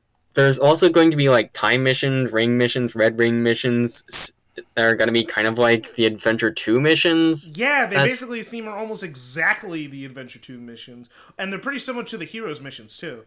It's like okay, cool. It's like they're just now not required for story progression, but like but they help out. It's like they help speed up story progression, which okay, fine, cool. That sounds neat. It gives me the thing is, what I do hope though is that you could do all the challenges in one go. Similar to how Forces has the mission thing where. Yes. Where you have beat this level in under a certain amount of time, and on your first try you could do basically every single one of them. Like it's like like you don't have to go back to the level to do another separate challenge. See, I can give Forces some credit for things. It's like it's actually exactly something like that. It's like I just hope that's like okay, you can beat the level. Like let's say. You need to beat the level in a minute 30 seconds. I didn't mind most of the alternate missions in Adventure 2. The one where replaying it kind of felt a bit annoying was the time mission. Yeah, the time missions felt like arbitrary. It was just like, I beat the level faster than this to get the A rank. How did you think I got the A rank? Like, do something different in the level to justify that besides removing the checkpoints, which I'd already restarted anyway. It's like I got an A rank already. This isn't it. It's like I get it. So maybe you don't. I mean, you don't have to get an A rank to unlock the next mission. So maybe they're assuming that some kid is just playing them and then decides to A rank them later. But like, man, it's just like even when I was a kid, I was like, oh, so I'm just playing the level again. I mean, okay, I could do that. It's just, but it was also like more annoying Sometimes because it's just like the score value of what you need to get changed. Because it's still score based. Everything was so score based in Adventure 2. Nothing was time based. It was so annoying.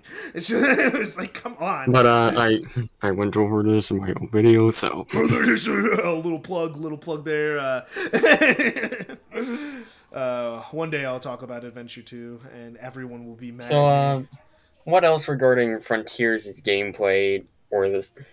I am looking forward to the combat and also the high speed and action mode thing. You know, the high speed and action mode thing that they keep talking about. Like, I'm wondering if that, like they said, you choose that at the start of the game. Like, are you going to be able to change that on the fly? Yeah, I do hope you can change it. I did hear someone say that you can change it mid game, but you have to go into the menus to do it. Which that's fine. It's a mode. It's a literal mode. Basically, this is their way without adding difficulty options. But yeah. Okay, one thing. I'm playing Forces right now. Lighting in Death Egg, pretty good. It's kind of cool how they're like there's lighting coming in, and then you can see classic Sonic shadow in the background of the level, like pretty detailed. Pretty cool. Besides the point, but little detail that was actually kind of nice. But combat in Sonic Frontiers, it did feel a bit slow to me, and I do agree with the IGN guy that I'm hoping that there are more enemies as the game goes on. I mean, because like they only showed like a few from the news reports. I mean, like from the PR thing, there was like a decent amount of enemies for a first area. You know? And they all... And the thing is, and I think Azuka said something about, we want all our combat to be tactics-based. That's what he specifically said. Which means that he wants the game... It's like the combat... It's like maybe the combat itself is simple, which it is. It's a Sonic game. It's not Devil May Cry. I'm not... It's like it's not going to be super complex, but... I feel like... I want it's like a thing that like a Super and them didn't really care about like in the Discord. Like I remember when the combat trailer came out, I was the most positive about it. Everyone was like, "What if he's just button mashing?" I'm like, "There's no way. There's a bunch of stuff he's doing." It doesn't look button mashy. I'll definitely give it that. It's like but you have to think about how you're gonna approach it. Yeah, and then like I remember watching JebTube, King K, and like them. They were reacting to the combat. I think they were like. It's like they were like, why does it take 1,000,000 health? It's like, dude, it's an RPG. I think they're still not happy with how the game's turning out even after everything. Yeah, no, they're not. They're more excited about Xenoblade 3. Let them be excited about Xenoblade 3. They're happy about something else right now. But like, the thing is with it's like a thing that I did want to mention, like in a video form, because I've said it before, but the thing I want to say in video form. I feel like some people were so burned by Forces that they are ready to jump on this game no matter what. I'm not saying don't criticize the game. I'm not saying that. I have my criticisms. But like people were so ready to be upset to the point where little things were being treated like huge issues. Yeah, you know, I've had my issues, you know that, but I don't think I'm gonna be like one of those people because the reason I dislike Forces so much is that unlike most 3D Sonic games, it just comes off as a worse version of something we already got. Yeah. Frontiers, at the very least, doesn't look like that. It's a new thing, and even if it does suck, I'm probably gonna have fun messing around with it if the time I spent in Lost World is indicative of anything. It's like I had fun with Lost World. I've had fun with a bunch of other things. So it's like, yeah, no, it's like I can. It's like, and I've squeezed the most minimal amount of enjoyment I could get out of Forces. That's not a lot, but I can. You're playing it. Well, you chose to play it right now, so there's that. I mean, I don't like. It's not something that like I dread thinking about. Like some people like I think it's because I like my burn level for this game is really low. I didn't like it from the jump, so like it's what I expected. So I mean for me, the second playthrough I did kind of solidifies that more than anything, I just get nothing out of the experience. There's some things I like. Well, like, and it alternates between being way too straightforward and effortless and being frustrating because the mechanics are unrefined. The thing is, Forces is only enjoyable when you're not trying to do anything Forces doesn't want you to do. Like, the thing is, one thing that actually I really can see that. one thing that really ticked me off when the game was being like revealed, like with Frontiers was being revealed, and people were already it's like yeah, no, Like it's built off Force's controls, they thought. yeah, it's like they were looking at the gameplay and they're like, oh, it's exactly like Forces. I think the When animations everyone, have something to do with I it. think maybe the animations have something, I don't know, but all I know is that I loaded up Forces immediately after that, and I went into an open area and I tried to run. It And didn't it was work. bad. It was terrible. Absolutely. I'm like, no, Like every no. when I watch footage of this game nowadays, I just see people swerving everywhere. It's like, dude. At least Frontiers, you can after you turn, you can immediately go back to running in a straight line. It's like, dude, I played it. I went to that, like, you know that part in Sunset Heights? I tried to run in a circle. I couldn't. Sonic would just shoot off like a bullet in one direction. The acceleration is just so bad. And he would not turn. I would be fighting the game, holding right to try and turn while Sonic runs in a straight line. So when you're looking at it, you think I'm just running in a straight line. No, I was trying to turn. And I'm like, no, bro, Frontiers, that's way better. Yeah. I'm like, nah, man, don't you dare. It's like, I haven't even played it yet, but I can see. Forces is terrible, man. Don't. Oh man, I feel sorry if anyone who's listening to this loves Forces, but man, I can't with that acceleration is busted. Yeah. But again, Frontiers' control is something you kind of I feel like you have to play it yourself to kind of understand it. Yeah, it's like if I play it, like it looks sluggish. It looks a little. But everyone who plays it says, "I'm pleasantly surprised. It actually feels good." And I'm like even the people who didn't like it thought it felt fine to play, like on that front. So it's like, well, I guess the controls are good. It's like, I guess that's something that could be out of mind. But like the thing, like a thing that like people like were really treating Frontiers like, and I get it. Is no one wanted to assume anything, but like I remember when the Frontiers got announced, people were literally saying like people like Radical Soda was like, "This is the whole game, just this area," and I'm like, I don't think so, but like. It's like he's like in Forces. I thought that Sunset City, they were just starting us off at the beginning of like in the middle of the level. That's why it was so short. I was wrong. I'm not expecting Sega to do anything that they didn't show. And it's like they said specifically this game's gonna be 20 hours. Yeah, it's like but that was before then. That was like the first gameplay thing. And like there were people who were convinced when like they revealed the world at Game Awards. Yeah, it's like not even that. I'm talking about like the gameplay thing on IGN, like the first thing before the combat and everything. It's like people were like, "Oh, that's later. Oh, that was later." Yeah, that was like way later. But like people were like I remember watching Radical Soda streams, and he was like, "This is the whole game. Don't expect anything more than this." And it's like. Yeah.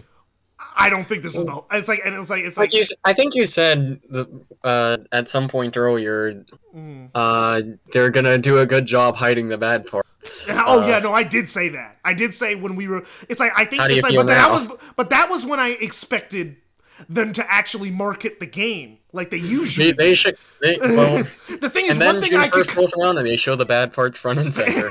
It's like one thing I can say. This marketing has been incredibly honest. It's like they just said, here, here's some gameplay. They just showed it off in the. They made their game look worse, which is impressive. But I did mention that already. So yeah, it's like the thing is one like I think like that I did say I remembered saying it's like I think we were talking with that Sony PlayStation guy. I was like I don't. It's like I think no matter like because this is when I expected good marketing from Sega because Forces had great marketing. It tricked everyone into thinking the game was going to be a masterpiece.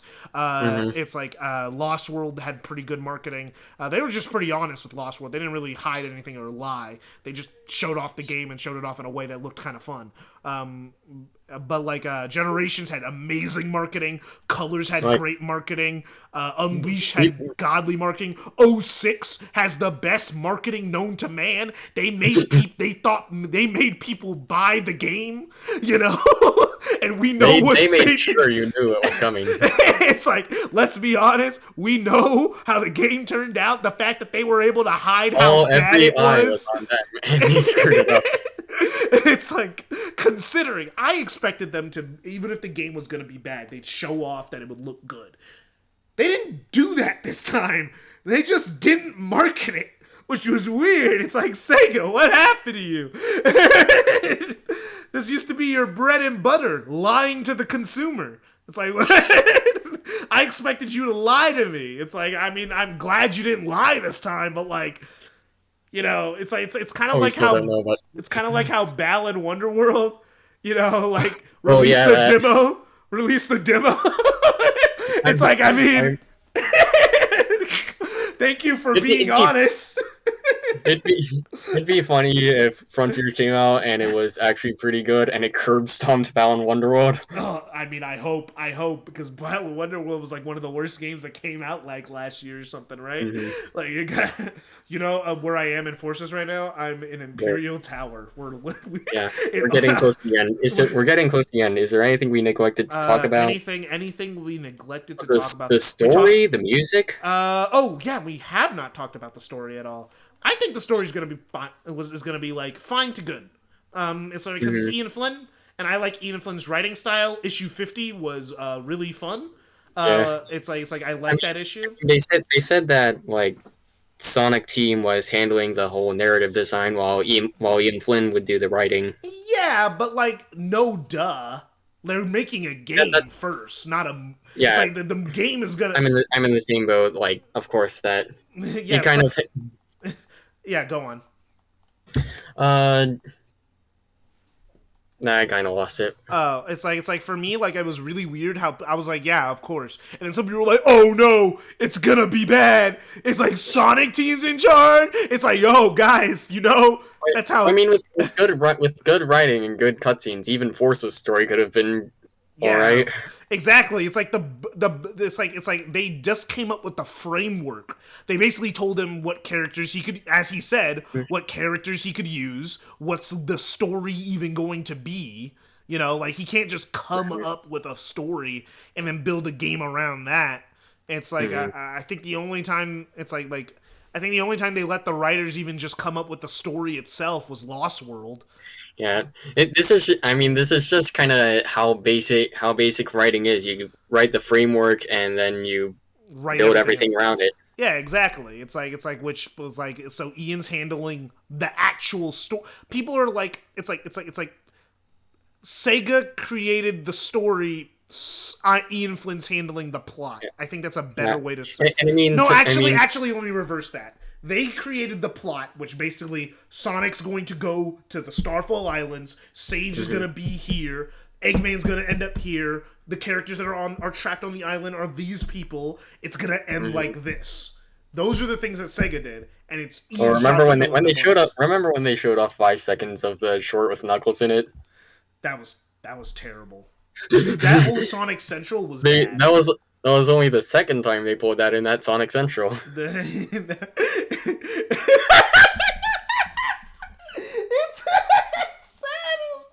How did you do that twice? It's just like, how can you keep showing things for a split second? Right? It's like the thing is with Sonic. It's like, yeah, no, that Sonic Central was bad. It's like the thing is, it's like. Go on. It was like damage. People said it was damage control after the bad first impressions It's from like IGN. it's like no, they already were recording that a long time ago. Those things are recorded far in advance. Like the Game Informer guy who played it was saying that they were recording the Sonic Central while he was there. So that was before the IGN gameplay stuff. You know? So Yeah. it's like it's not damage control. They planned this, but it just felt like damage control.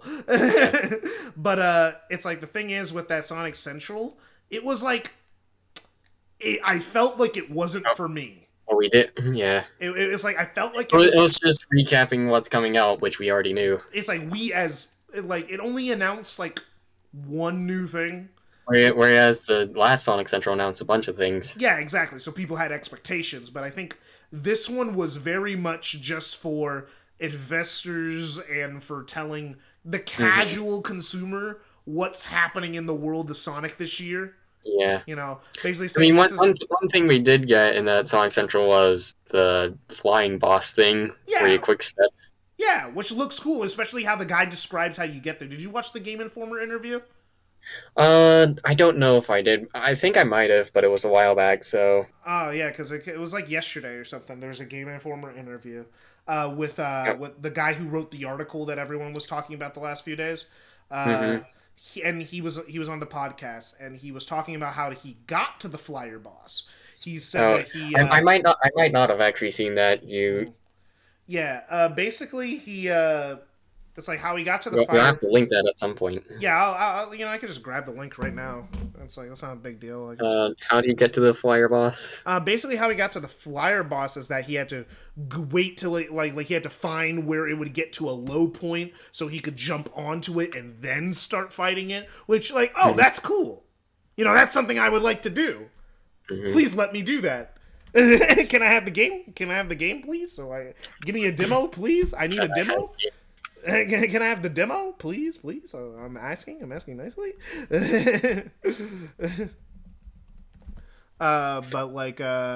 Yeah, right here. Let me copy the link.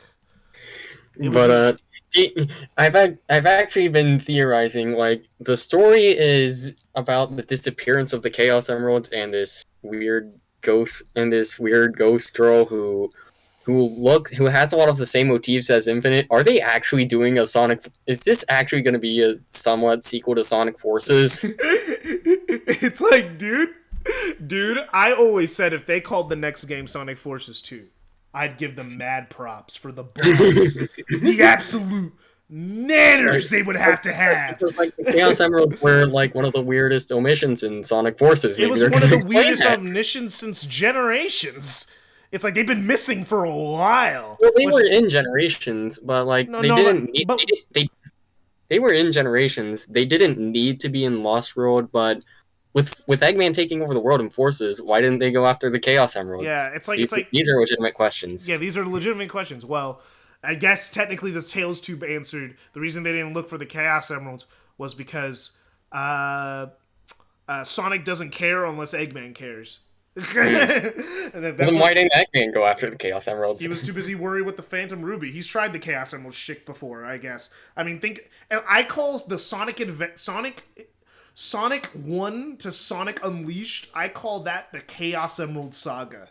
Because Sonic Unleashed is the last time Chaos Emeralds were really important. Because they're in Generations, but they're not super important. They're only there for literally the final boss. That's it. Eggman's not even trying to use the Chaos Emeralds.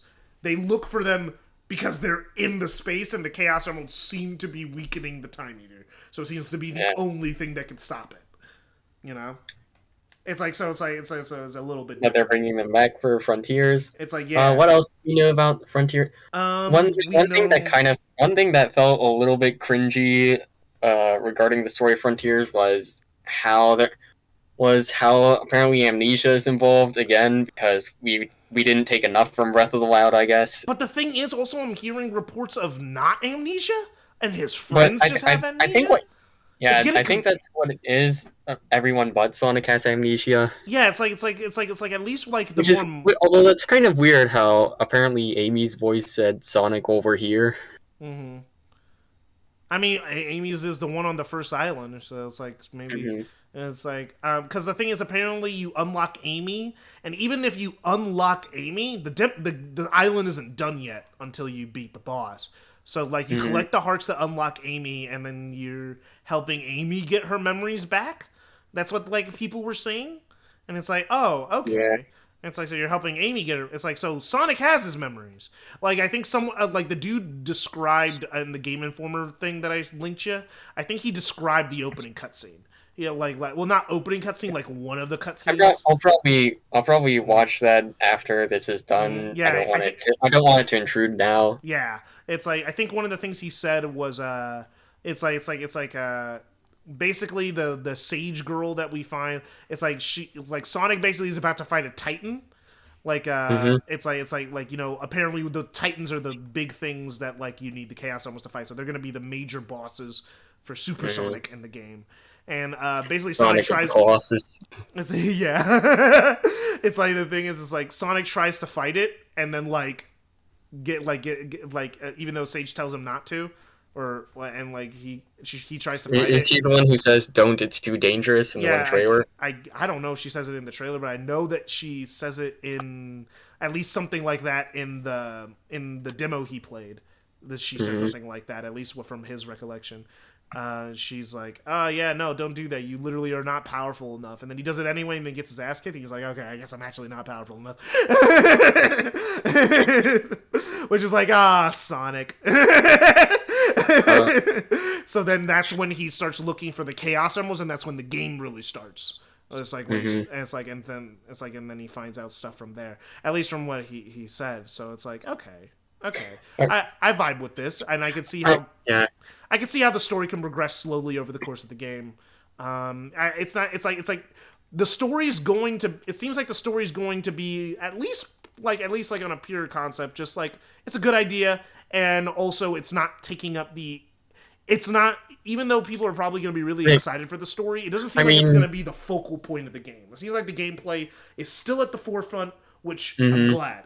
I'm glad. Yeah. It seems like the story is going to be also well, not also because we don't know if the game's quality, but it seems like the story is aiming to be a side package with a game that's already good.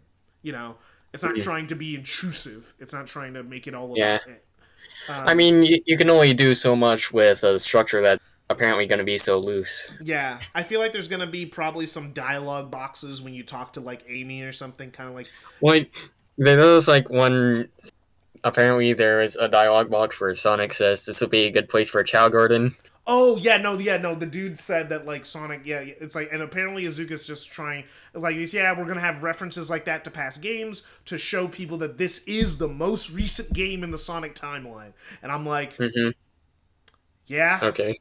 Well, yeah. I mean, I would have already bought that, I but mean, it's like I already. It's like the thing is for me. I think the reason why he's saying that is because Sonic games have had a notorious problem of not being the most recent one, even though it's the one that just released because it contradicts something else. Like '06. '06 is not the most recent game in the timeline when it came out. Rush was. Rush was the most recent game. It's just but it's like but I guess they're trying to say, hey yo, it's happening after Forces. I guess they're just trying to hmm. it's like hey, and also I guess they're basically trying to have continuity again. Because you know they've been kind of avoiding continuity with the Pontek and Graph I mean, era. it's like I said. Are they going? Is this going to follow up on Forces? Who It's like it knows? seems like it's gonna follow up on Forces a little bit. I don't know if it's gonna follow up Like on the you, Phantom Ruby. it would be. Well, I mean, I don't know. We already know that Sage looks so much like Infinite. Has a lot of the same motifs, like the white hair, black coat, cloak, weird Mm-hmm. red digital effects. Mm-hmm. Like it's. Oh yeah, everyone's saying it's like, bro, is that Infinite's daughter? It's like I think it might be a similar design or not similar design because they look different, but like they have this a similar color scheme. Hmm. It's like, but like it's like it could be. I'm not Well, we ruling don't it know. out, but I don't think so. I don't think so, but I'm not ruling it out. Only because in the Sonic Encyclopedia, they said Infinite's dead. They said Infinite's gone. Yeah, they said he's dead. He's dead.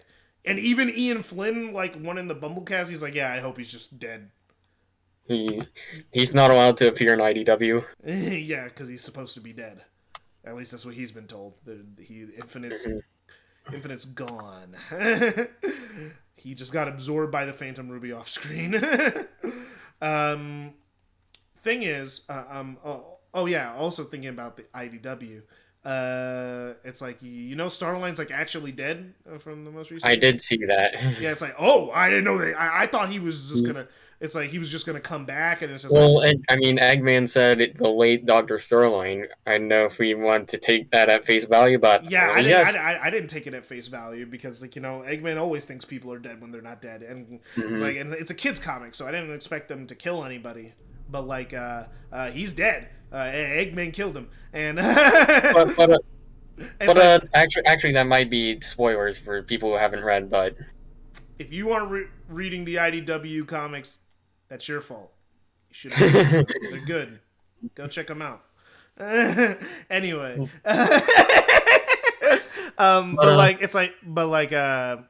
but he can be bought back due to popular demand because that's just how comics work. That's just the business.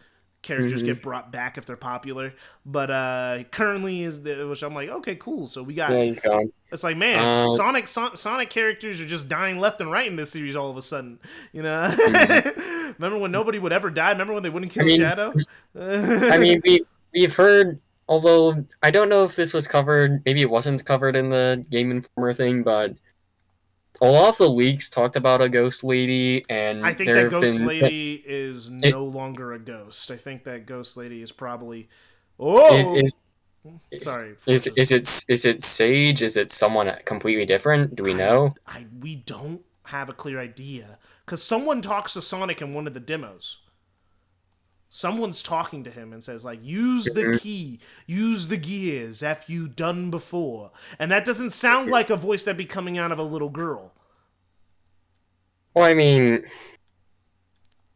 So that could be a different person. We still don't know who that human girl is from that Tails Tube from a while back. We still haven't met her. So it's like... You just cannot let anything slip with the Sonic I can't do it. But like, it's like I'm thinking about it. It's like the thing is, what's so kind of annoying about this game, right? Why does it not have a release date? Can we talk about that? Can we talk about this? Right. It's still holiday 2022. I thought that at the end of June we would get a release date. I thought we would get a game. Yeah, I thought we would get a gameplay trailer and a release date. Because I was like, okay, we did get the trailer technically, but no, I don't count that trailer. That's a Switch trailer. Switch trailers don't count when someone's. I mean, they were how cyberspace was first revealed. I mean, yeah, which sucks. I wish it was in a real trailer. I wish it was in a real trailer. I wish it was real. Because the reason I don't call it a real trailer, because it's someone talking over it. It's condensed. It's not like a story trailer. We're not really seeing cutscenes or like things cut together. We saw one cutscene too. Well, no. We saw that for like 3 seconds. Sonic flipping back, and then Sage is standing next to a giant Titan. That's all we saw. Which it looked cool. It looked quality. Don't get me wrong, but the blurry footage from Summer Games Fest. The animation looks surprisingly good, but I don't know if that's going to be CGI or not. Yeah, it's like I think there's going to obviously be in-game cutscenes, but hopefully they let Marza do cutscenes. Because the thing is, even in Unleashed, they only let Marza do like the opening cutscene, which is like, you have a team that can make high quality. Didn't they also do they did. The ending cutscenes? They didn't do the ending cutscenes, actually. They only did the cutscenes. They did the opening cutscene, like the big one that everyone loves to death because it is good and deserves to be loved to death. It's like they did that and the scene where Dark Gaia is emerging. That's it. They only did it twice. It's like there's only 2 Marza Planet movie quality cutscenes in the game. Colors had one near the end. besides the opening, not the opening cutscene, just the opening. And I guess the thing is something we don't talk about. There's also that one space elevator scene. Yeah, there's that one space elevator. What about the "this might not end well" scene? Yeah, that's the ending cutscene. That's the ending cutscene. Mm-hmm. Yeah, so it's like oh yeah, they did it there. There was for Generations. There was just nothing aside from the demo thing that. Yeah, Generations is the biggest. Besides Forces, the thing is like Generations. My favorite. It's my favorite Sonic game of all time. Favorite video game of all time. And I'm like, bro, so many missed opportunities, and I still love the game to death. But it's just they could have done more with the story. Lost World had the animated intro, I guess. Yeah, that's drop the critters, Eggman. It dropped the critters, Eggman. Oh and my gosh, the quick step's terrible in Forces. Holy crap. Forces didn't have any CG. Well, technically it did. And you're going to be really mad when you figure out which scene was actually pre-rendered. Oh, no. The giant war scene. You know that scene? You know the scene that looks... Yeah. Not in-game. That was not in-game. That was pre-rendered. I think most of the cutscenes were pre-rendered in Forces, aren't they? Aside from the custom avatar ones. Yeah, I think the ones without the avatar apparently were pre-rendered, and it's like... Well, like, Marza did that war scene? No, I don't think... No, Marza didn't do it. They did it pre-rendered, which means there's no excuse for it to look like that. They could have just got Marza to do it. Oh. So it wasn't Marza, but it should have been. It should have been. Should have been Marza. Should have been Marza. How did they have such a good studio? Such a good studio at their disposal, and they just waste them on trailers. Let them animate the game. They'll do a good job, I swear. They know what they're doing. Hopefully we get more in that regard regarding in Frontiers. Hopefully there's some pre-rendered cutscenes. Please. I just need some pre-rendered cutscenes. I feel like the game begins with Tails, Sonic, and Amy on the tornado going into a wormhole. That's right? a perfect time for a pre-rendered cutscene. Just like Lost World. Exactly. You already did it. Come on, just do it again. Please, I'm asking you to repeat yourself for once. Please. What else is there to talk about with this game? Story, music, maybe. Somehow we had a whole month of it, and I feel like that we still haven't seen all of it. I think we got the most in like the front half of the month, and the back half was kind of barren. Well, it's because the back half was interviews. It was interviews with stuff. So like, it's like there was stuff. It's just it was like boring stuff that only I care about. It's like, hearing Kishimoto, because Kishimoto doesn't appear in interviews. Like, people think that, like, people go like, the dashing like a maniac. That wasn't Kishimoto. That was Shun Nakamura, the producer. That was good old Sonic 06 director Shun Nakamura, the most cursed man ever known to man.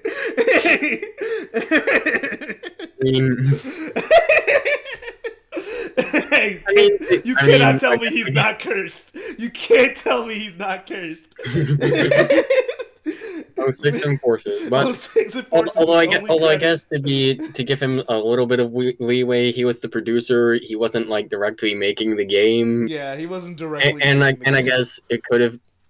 That interview quote could have been localization or interview. Maybe. Yeah, he is speaking Japanese, translated to English. We don't know how good their translator is, but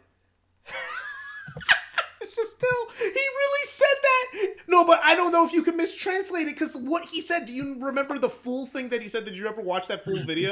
Although you can really feel, without having to worry about, complex gaming controls.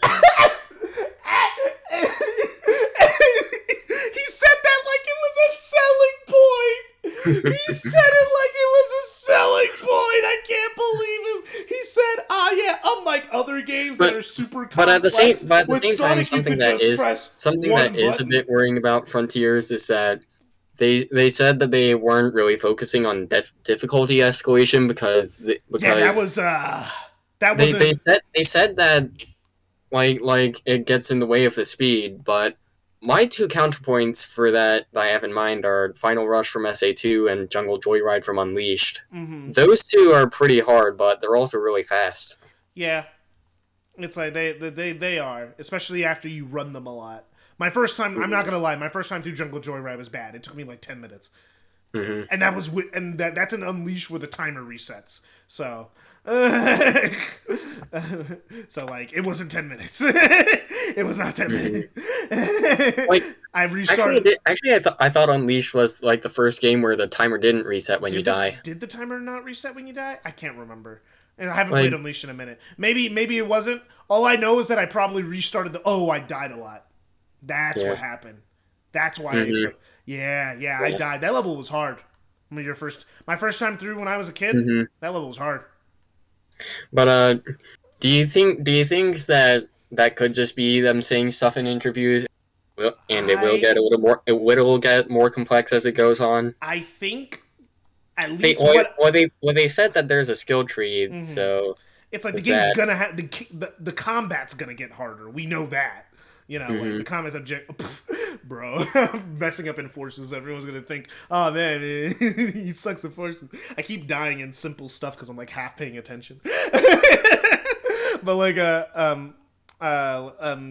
the difficulty, how I interpreted it, at least I'm hoping this is what they meant.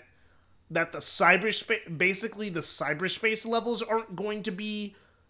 It's not gonna have a lot of BS. Because the thing is, what I'm hoping they meant by difficulty was that Sonic levels tend to end up having a lot of BS by the end of the game, just to get in the way to artificially ensure difficulty. And I'm hoping that's what he meant. But the thing is, we shouldn't be too worried, because the guy who made the game, Kishimoto, he made Terminal Velocity, which was mean. Yeah. And then also he made Lava Mountain Act 2. He made Lost World, which was very mean. Sorry, I gotta go for a second. Right. What other thought? Know about the combat puzzles, stuff that's spread around the world. Okay, I'm back. Sorry, my like IRL stuff, but it's like I was saying. What was I saying before I left?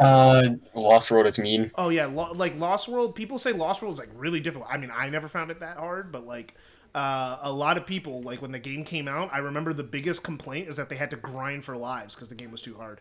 They just kept. I mean, that was before 100 rings giving you extra lives. I mean, yeah, but like, I don't even think you need to do that. I don't think you need to grind for lives in that game, even without the 100 I think rings. One other thing, I don't know if we touched on this, but the puzzles. Oh, the puzzles. Hopefully those get harder. I mean, I'm not a big puzzle guy. It's not like I'm itching for puzzles. I do like how some of them, like, we saw a bit of the quick step one where you have to react to whichever colored tile you have to move left and right. I just hope that the puzzles get harder as the game goes on. I hope that I'm hoping they incorporate the mechanics more. You know, like the one I said. Yeah, like the quick step one. Yeah, that one was. Like I hope like there's stuff like that. We do know the thing is this is something that was in the Game Informer video that like that tower that was in. I officially hate how they showed off that tower. People were wondering what's the point of the tower? Why did Sonic just climb this tower? Is this where the cyberspace levels all the way down? It's like, you know what they're actually for? It's a timing-based challenge to see how fast you can get to the top in a certain period of time. That's the actual challenge. That's why there's those rails. That's why there's things like, and that's why there's multiple ways to get up the tower, because you're supposed to decide what's the fastest path for you. And it's like, oh, then in that context, that actually is kind of fun. Why didn't you tell me? I mean, I think there was actually a similar thing with the seagull I don't know what I No, think it's a seagull. it's a seagull. One thing is really funny about that are time trials where you run across the well, map. I don't think anyone said that. I think people were assuming that. Well, no. I think Since, IGN their hands-on thing. They they said said that. yeah. Oh, really? Okay, well, yeah. I mean, hey, Well, it was one of the earlier things they showed. oh, well, I missed it. I missed it entirely. I thought he was talking. I thought he was just maybe talking about. maybe I can find it again, but Yeah, I'm not going to do that maybe right he now. was. I thought when like he was talking about time trials. I thought the They were seagull within was just cyberspace. no. I thought the time trials existed out in the open world, but I thought that because I think he was showing seagull the footage where he was running with the seagull, but I thought that was just because that's just the footage they had. Like they didn't have footage of him actually like going through a time trial. So I just thought that was just happenstance. I didn't know that was actually them saying the seagull. You raise seagulls, which I guess that's cool. That's cool. Fighting seagulls is pretty cool. Man, where's the thank you? I just need that wisp. I just need that wisp. I just need that wisp. I just need that. Sorry. But anyway, I'm in the final boss. I'm about to beat. But like yeah no the time it's like it's. Man, man, I just wish they showed up because like it's like there's stuff that's really cool that I'm hearing. It's like, but I'm not seeing it. You know, and it's like that's I want to. It's like you should have told me if you had this cool thing in your back pocket. Probably you have to know what the point of the game is. It's like the problem. Also, the thing is that this game has been carried by leaks. Yeah, because the thing ever since the first like announcement thing with Sonic Rangers, this game has been carried by leaks. Because the thing is, imagine if we didn't know cyberspace was a thing and they showed us that first gameplay level. Imagine.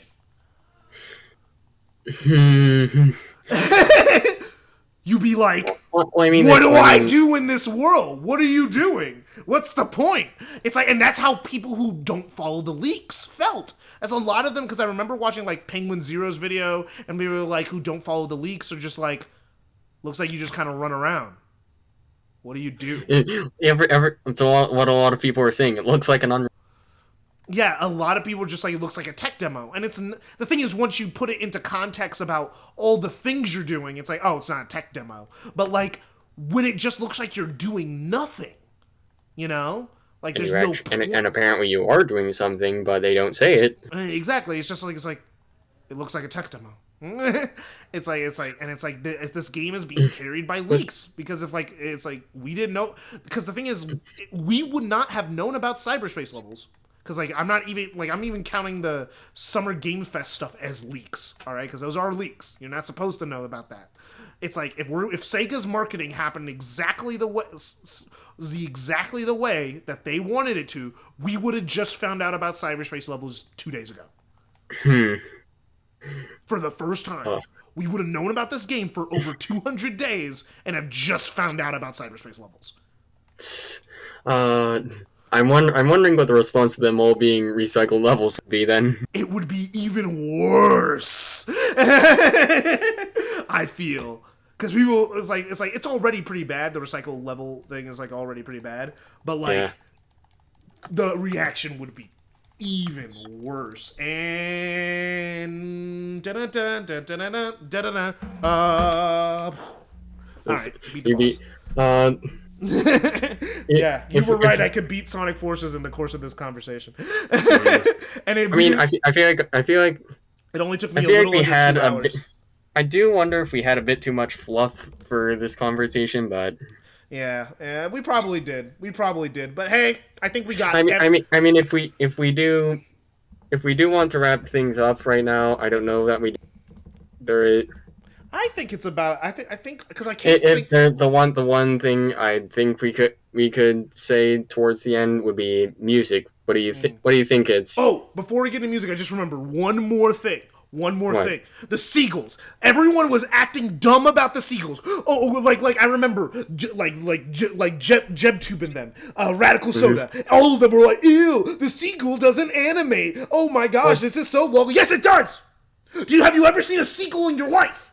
That's how seagulls fly. They glide, and then they flag. And the thing is, I found, it's like, and I look combed through the footage. It does flap. It does in that one footage in the combat trailer. I think what looks off about it is that it doesn't look like it's going down at all. It's like, but it's just, ooh, I was so mad because I'm like, bro, have you ever been to a beach? It's like all you people live inland. All you people live in the middle of the forget touching grass, touch sand. It's like, man, go to a beach for once in your life. You'll see. Yeah, they glide. They flap a little bit. Then they glide. That's how birds work. They don't always surf like hardcore flapping. It's like that's only. Yeah. Oh my gosh, I was so. I mean, even with that knowledge, it still looked a bit off. But it's a little hard to quantify. Maybe I would have liked a little more shaking when it's gliding. Maybe it should have been pointing more downwards or tilting up when it flaps. And then at this point, we're just nitpicking. You know? Yeah. It's but like, man. Yeah, no. But like, okay, music. From the piano piece that they've been playing, I like it. It's probably the overworld music. Hopefully each world has its own overworld music. We already know there's going to be a battle theme. They said there was. We just haven't heard it. The music in this... Oh, go on. The Switch trailer... The music they used there was a bop. Yeah, no, Tomio Otani. Someone finally took his electronic instruments away and said, "No, use a real guitar for once again. Come on." Mm-hmm. He literally advertised the main theme uses a 9-string guitar. I'm like, all right. It feels like it does at points feel like they took Force's music and replaced the synth with actual violins. Yeah, exactly. Because, like, I don't hate Force's soundtrack. A lot of people do. I don't hate it. I actually like the soundtrack. It's lower tier for me. But, it's not like my favorite Sonic soundtrack. But it's fine, I guess. It's better than most video games where I can't even remember a song. You know? I can say that.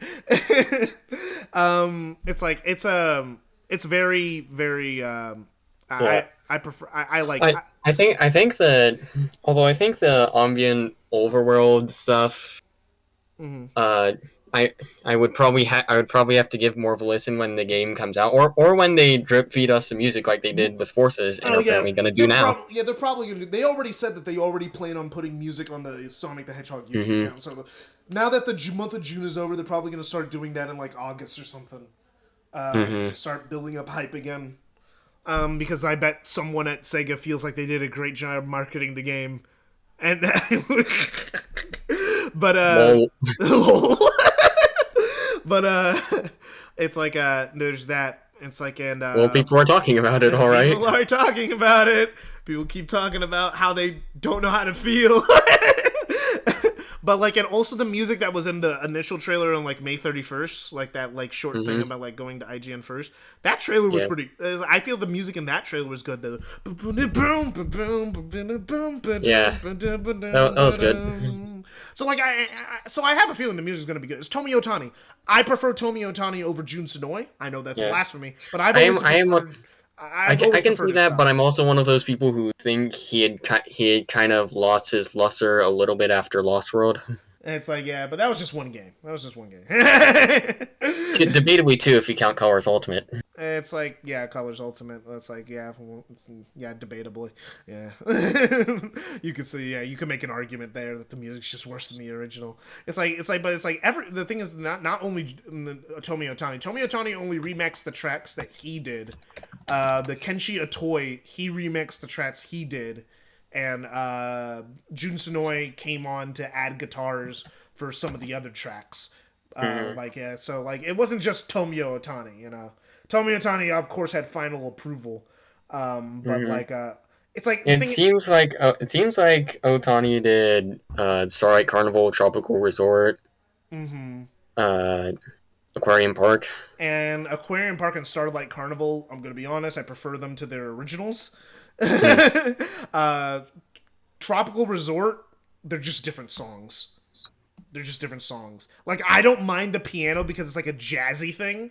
the way that the piano works, and I like that. But I can understand a lot of people don't like that. Well, like I like the boom boom boom boom boom. It's like I actually like. It kind of feels a bit barren compared to the original. But it does have less depth in it, but I do like the jazzy feeling he tried to add to it. It's like I like it, like the piano jazz, and like I know a lot of people were really sad about losing the trumpets in losing the trumpets in Sweet Mountain. They were like. So, like I remember Triple A's like they took it from me. What they do? It's like and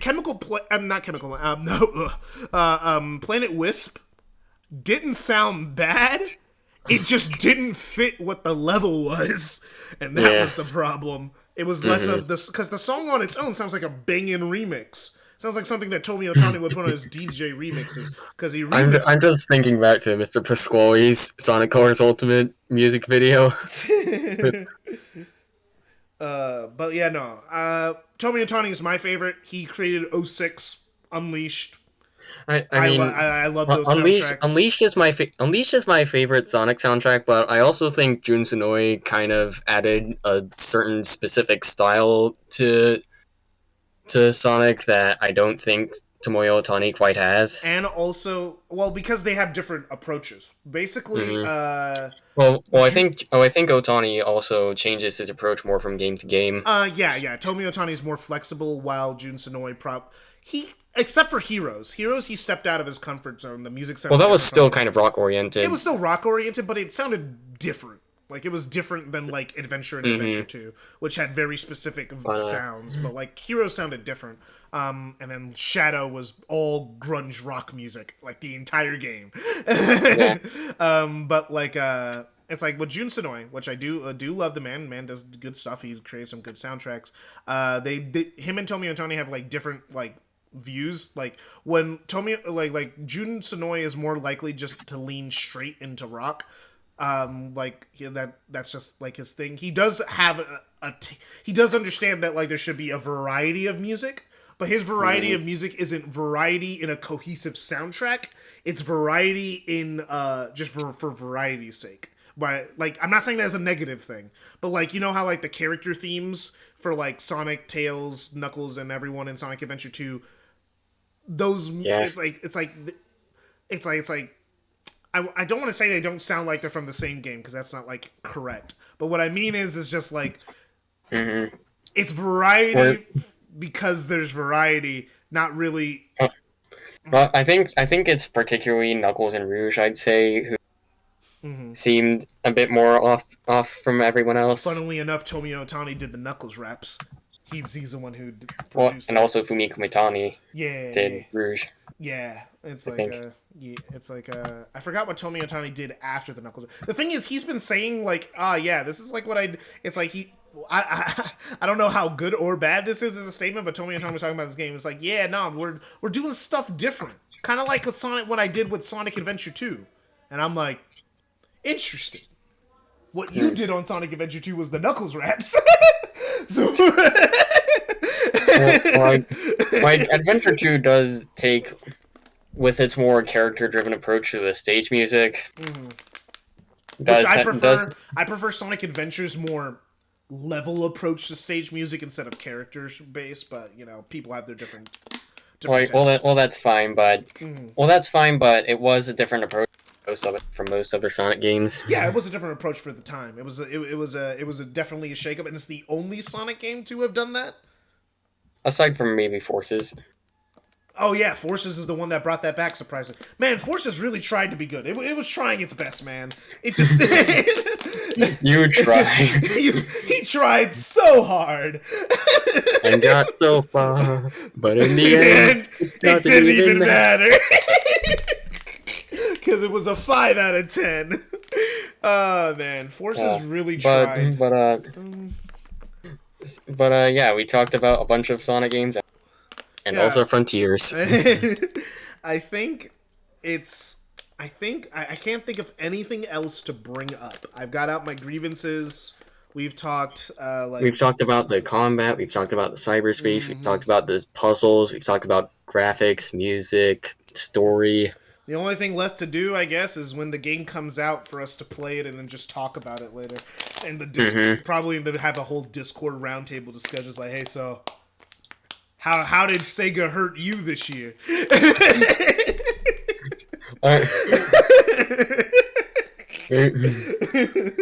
Man, but honestly, I do think that the game's gonna be at least good. I just don't think it's gonna be mind blowing, which is disappointing. I wish Sonic could be mind blowing, but yeah, I'll take it as if this is supposed to define the future of Sonic, which means that they won't drop the formula like they did with Lost World, which I think also was like, okay, this was a little rough, but you have a good idea here if you refine it, but they didn't refine it. So then Lost World is just an oddball game in the series and so weird because it doesn't fit anywhere.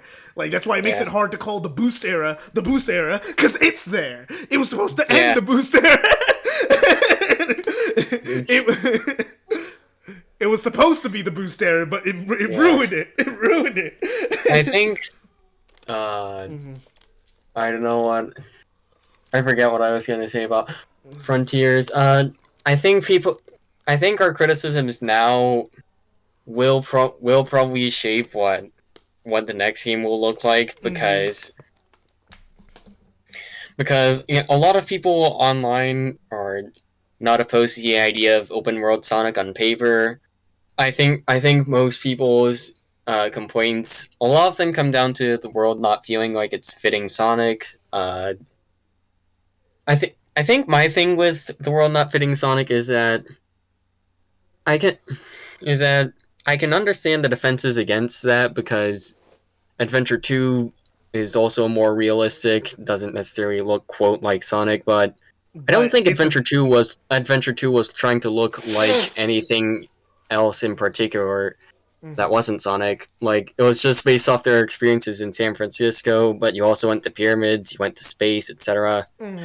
That's why I think, but with Frontiers, the Shadow of the Colossus and Breath of the Wild comparisons are inevitable.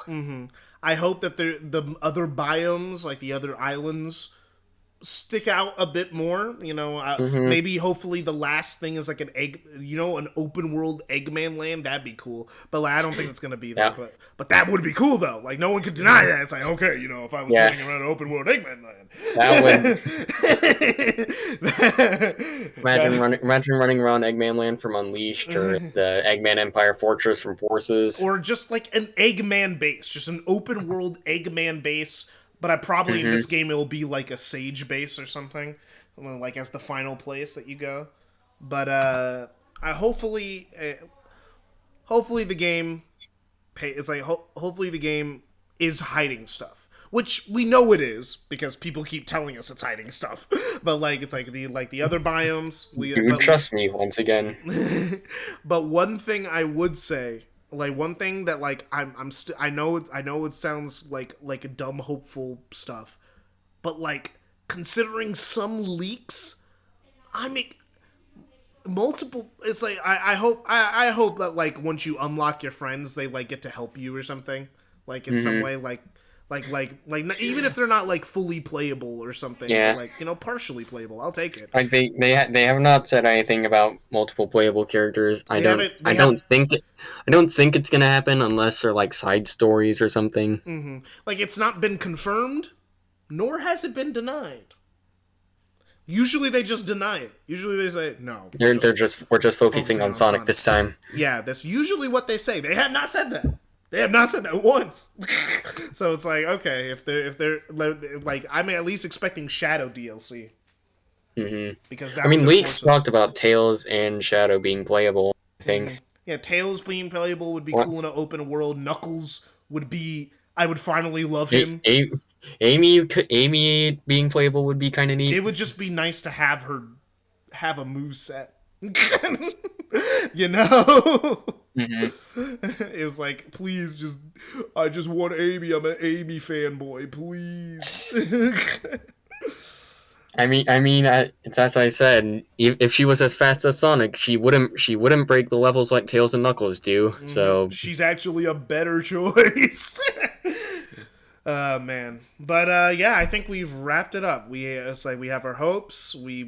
I guess because I hate the term cautiously optimistic because it feels like I'm second guessing myself. I'm gonna trust my gut. Think the game's gonna be a good game, not a great game, a good game. Where are you landing? Where are you landing? Final thought. Let me think. I feel like I'm just kind of waiting around to see what happens. I do have hopes that it'll be pretty good on its own merits. So from what we're seeing, the fact that there is so much stuff that we keep hearing about, and I would never have seen coming, like Big being in the game, has me thinking that it's entirely possible that I could be pleasantly surprised. But Sega hasn't given you a reason to be pleasantly surprised lately. It's like a "What have you done for me lately?" I suppose I can only hope that it's on the level of something like Sonic Colors. Yeah, I like me giving it a 7 means that I expect it to be as good as Lost World. Which, because like I think Lost World's a 7 out of 10, perfectly fine game. Things I like about it, things I don't. Like you also give Sonic Adventure 2 a 7 out of 10. So it's hard to tell, dude. Sonic Adventure 2 can be anywhere from a 9 to a 7 depending on the day, bro. It's hard. Me in that game, until I write a full script, a full dissertation, sorting my feelings out on Sonic Adventure 2, I can't tell you where it is. You know. Right. It's so hard because I have so many mixed emotions about that game. I'm to the point where I feel like I should split my good thoughts and my bad thoughts into 2 separate videos. You know, where one is just relentlessly hero story and dark story. There you go. Exactly. That's what I was thinking. Having a hero story and a dark story, and then have the final thought be like a wrap up and a conclusion. It's like, oh my gosh, because it's hard. Me and Sonic Adventure 2 have a complicated relationship. Why can't I love it just like I like Sonic Adventure? I love Sonic Adventure. It's like a 9 out of 10. It's like one of my favorite it's like my second favorite 3D Sonic game. How come I can't? With Sonic Frontiers, I think the chances are I'll probably get to play it when it comes out. In some way or another. For me, I'm probably at least going to have some fun with it. For me, it would be pretty shocking if at this point if I said I didn't have any fun with it because the footage has been looking decent. A lot of the pre-release what people are saying has been pretty decent. Yeah, a lot of positive things have been said. It's like the perfect way that I just started. I don't think it's going to be bad. Realistically, the rest of the game would have to be a drastic downgrade from what we've seen for it to be terrible. It would have to be really bad. It's like, but like, there's no way for us to completely know. But yeah, no, it's like. Yeah, it's like I don't think it'll be bad. It'll be better than Forces, but that's not a high bar. Yeah. But at least it's a step in the right direction. It's better than being worse than Forces. I mean, people said Forces was a step in the right direction when it came out. It was. It was a step in the right. It was. But that might just be because we came off Boom. But the reason why it was a step in the right direction, not control or gameplay, but the ideas. They tried to have multiple playable characters. They tried to have a more serious story. They tried to take things a little bit more serious. And they failed very badly, but Gold Star, you tried. It's like, but like, it's a game that it's a game that really did try to go in a direction that the fans were asking for, but like they just didn't. They like backpedaled. Like have you ever watched the What Happened on Sonic Forces? I don't know. I don't know if I have. There's a What Happened for Sonic Forces, and the problem with the I'm sure of that. I had a feeling. Yeah, the thing is, what happened with Sonic Forces was that they were aiming for the story to be really dark, like really actually dark, like for real. But like at the last minute, they backpedaled. They like got cold feet, So then it's kind of like wasn't Mephiles in the beta script or something? yes, Mephiles was supposed to be in the game, stuff like that, and then they just said No, nah, bro, what were you thinking? What were you thinking? And then they just backpedaled so hard. uh, yeah. But yeah, I no. don't want to be one of those people. Yeah, not wasting my money on this trash. There'll even if it's not like Sonic Adventure 2 or Generations for me, there'll be some things I like about it. Mm-hmm. It's like it'll be I'm glad it'll exist. yeah, it's like hey yo, and then if this game does well, we know that they'll build off of it to make a next game, and then maybe we could build ourselves up to like a really amazing product. Like it's like I don't think this is gonna be a super amazing product, but like but who knows? Maybe the next one will be. it's like I'm not yeah. Yeah, I think that's a pretty way to think about it. I'm gonna get it on my PS5 because PC ports and Sonic are notoriously bad. So I'm gonna wait on the PC version. Gonna wait for the PC version to work before I buy it. I'm gonna get it on PS5 first because that's probably gonna be the most stable version of the game. If I can't play it on Switch, I'll probably go to PC. Yeah, hopefully the game works. Like Forces, when it launched, it literally could not. It did not work. It worked. It turned on, but you couldn't beat the game. It would crash at a very specific point. Yeah, and you couldn't beat the game at launch. But Switchport will have everything I want to know about the game. Because it's not like the controls are going to be doing. Just the graphics and the frame rate are probably going to be worse. Yeah, it's probably going to be bouncing between 30 to 20 FPS. Hopefully it stays at a consistent 30. Like hopefully they optimize it really well. But like I mean they had to downgrade Forces, yeah. the assets and the frame rate, and it feels like I think they're gonna downgrade Frontiers even more. Yeah. But it's like it's like Forces was made, they downgraded it and it ran at 720p 30. That's how it ran on Switch. Yeah. And it ran at a pretty consistent 30. It was a good Switch port. So like this, like I think the fact that I get to play the game when it comes out, I guess that should say it all. Yeah, it's like this is gonna be for me because I didn't follow Forces very closely. I follow Lost World pretty closely, so this is my first time as an adult interacting with the community waiting for a Sonic game to release. Because like I didn't really interact with the community much in 2013 when Sonic Lost World was coming out because I was a child. So I didn't interact with them. I followed every interview. I watched Aaron Weber talk to them about like how people said that Sonic games were too hard to control, so they added a run button, and it's actually a really cool idea, not a lame idea at all. Please listen to us. This was actually a good plan. And how they also said things like people, they had the desert world. I remember the funniest thing that was really fun about the game. Well, didn't they like add the extra S into the title card? That was a thing that almost everyone who played the demo said. They were like, why isn't it called dessert? It's like, I get the pun, but like, why? And they're like, huh. We thought it'd be too on the nose. No, just do it. Just go full ham. And they're like, okay. But again, I haven't been through anything like that. Mm-hmm. I think I wasn't really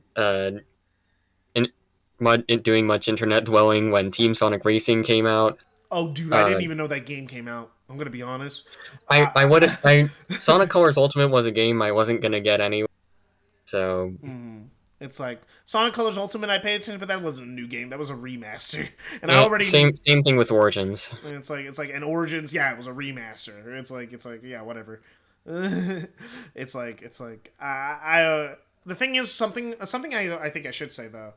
I I feel like I'm like completely disconnected from a lot of the Sonic fan base in terms of like general Sonic opinions, and it's like I'm starting to feel that more and more. It Like, doesn't have to be a bad thing. yeah, it's like more. I know, but like it's just kind of weird. Like on a game by game release schedule, like at least like it's like the last few. Well, Like, you like Sonic Origins, so there's that. Exactly. I like Sonic Origins. I think it was a fun. I didn't encounter any glitches really, and the glitches I did encounter didn't hinder my enjoyment. So it's like, yeah, it was a good. These are my preferred versions of the game now. It's the best version of Sonic CD. I'm never touching the My Sonic Origins video is gonna be coming in a few days, probably. Oh, nice plug. Good plug. Yeah, no, it's like I like Sonic Origins. I like Team Sonic Racing. I don't think it's as good as Transform, but I like Team Sonic Racing. I still have not played Team Sonic Racing. It's amazing with friends. When you have friends, like it's a perfectly fun game by yourself with the CPU, but like with friends, dude, it's super fun. But we ought to play it. We ought to play it in the server sometime. Yeah, no, everyone needs to have a good internet connection so we can parsec that. Yeah, it's like, but like Team Sonic Racing is like I played it. AAA came over to my house and we played it. It was fun. It was fun just playing it with him. But like, yeah, no, like stuff like that. It's like Origins, Team Sonic Racing. It's like Colors Ultimate. I agree that it was a bad remaster, but it's Sonic Colors, so like I didn't hate it. It's like, it wasn't. It's like, when has Sega ever been good at re-releasing their 3D games? To be honest. Now we got it for DX. DX, then the PS3 360 versions, then the current Steam version. And we kind of had. Well, I guess SA2 wasn't as bad, but it was still pretty bad. The sound mixing gets worse. But other than that, we haven't had many re-releases at all. Yeah, it's like, but like, it's like to me, it was like, this has never been good. Like they've never been good at it, so it's like it wasn't super surprising. They should be getting better at this. They should, but they never did. It's like, well, at least actually, technically, this one wasn't done by Sonic Team. The other two were Sonic Team projects. Well, yeah, that's true. I guess you can't blame Sonic Team for Ultimate. They didn't. They had nothing to do with that one except for the music. They just did the music and stuff. Like that was it. They just got the artist back, but that was about it. But yeah, I think we could wrap it up there. Like anything else you need to plug besides that Origins video that you're coming out with? I don't know. My sixth grade games I beat in 2021 hasn't been doing as well, but that came out months ago. But I have videos on the Sonic Adventure games, Sonic's transition to 3D, Sonic Forces credits. If you're And I've got some other stuff if you're interested in things that aren't Sonic. Yeah, like go check out his channel. He makes good stuff. He has more subscribers than me for a reason. Thanks for coming, Iggy. And looking at the time, this was just as long as the Sonic 2 movie discussion. But technically, that makes me even more justified in feeling that we shouldn't have I'm glad that we didn't include it in the normal Discord, because this conversation would have been 3 hours. I mean, we spent a lot of time talking about past games in the series. But you gotta. I guess you can't really do that with Sonic movies. Yeah, you were mostly just talking about the movie straight. But like, it's like I think we stay pretty on topic. Occasionally we talk about a game or something, but like we were mostly talking about a game. And I think we've exhausted everything that there is to talk about until apparently tomorrow they come out with like a new trailer or something, and everything we say was outdated and the game looks terrible or the game looks amazing. I mean, is that true? No, I'm joking. It's just that you don't know. That Switch trailer came out of nowhere. No one was expecting Sonic at a Nintendo Direct Mini. I mean, I was partially expecting it since they said the embargo was lifted June 29th. Direct was the day before. Coincidence? I think not. Yeah, a few other people had that, but the thing is, dude, I remember when they didn't. Dude, when Sonic fans would show up to every event, Nintendo Direct, just an event that had anything to do about revealing video games. People would go like, Sonic News? Sonic News? Sonic News? Sonic News? The drought was real, bro. The drought was real. That was real. Remember 2020? Do you remember I try not to. Remember how you were like gasping for hope for anything in 2020? I remember your comments, bro. You're like, bro. I remember your comment on my drought video. You're like, bro, I hate it. The games for the last 9 years have all sucked. It's like, and now they expect me to wait. Oh man. Yeah, no, this was fun. Thanks, man, for coming. It's always fun to do this with you. All right. Thank you for watching. If you watched the whole 2 hours. Bye.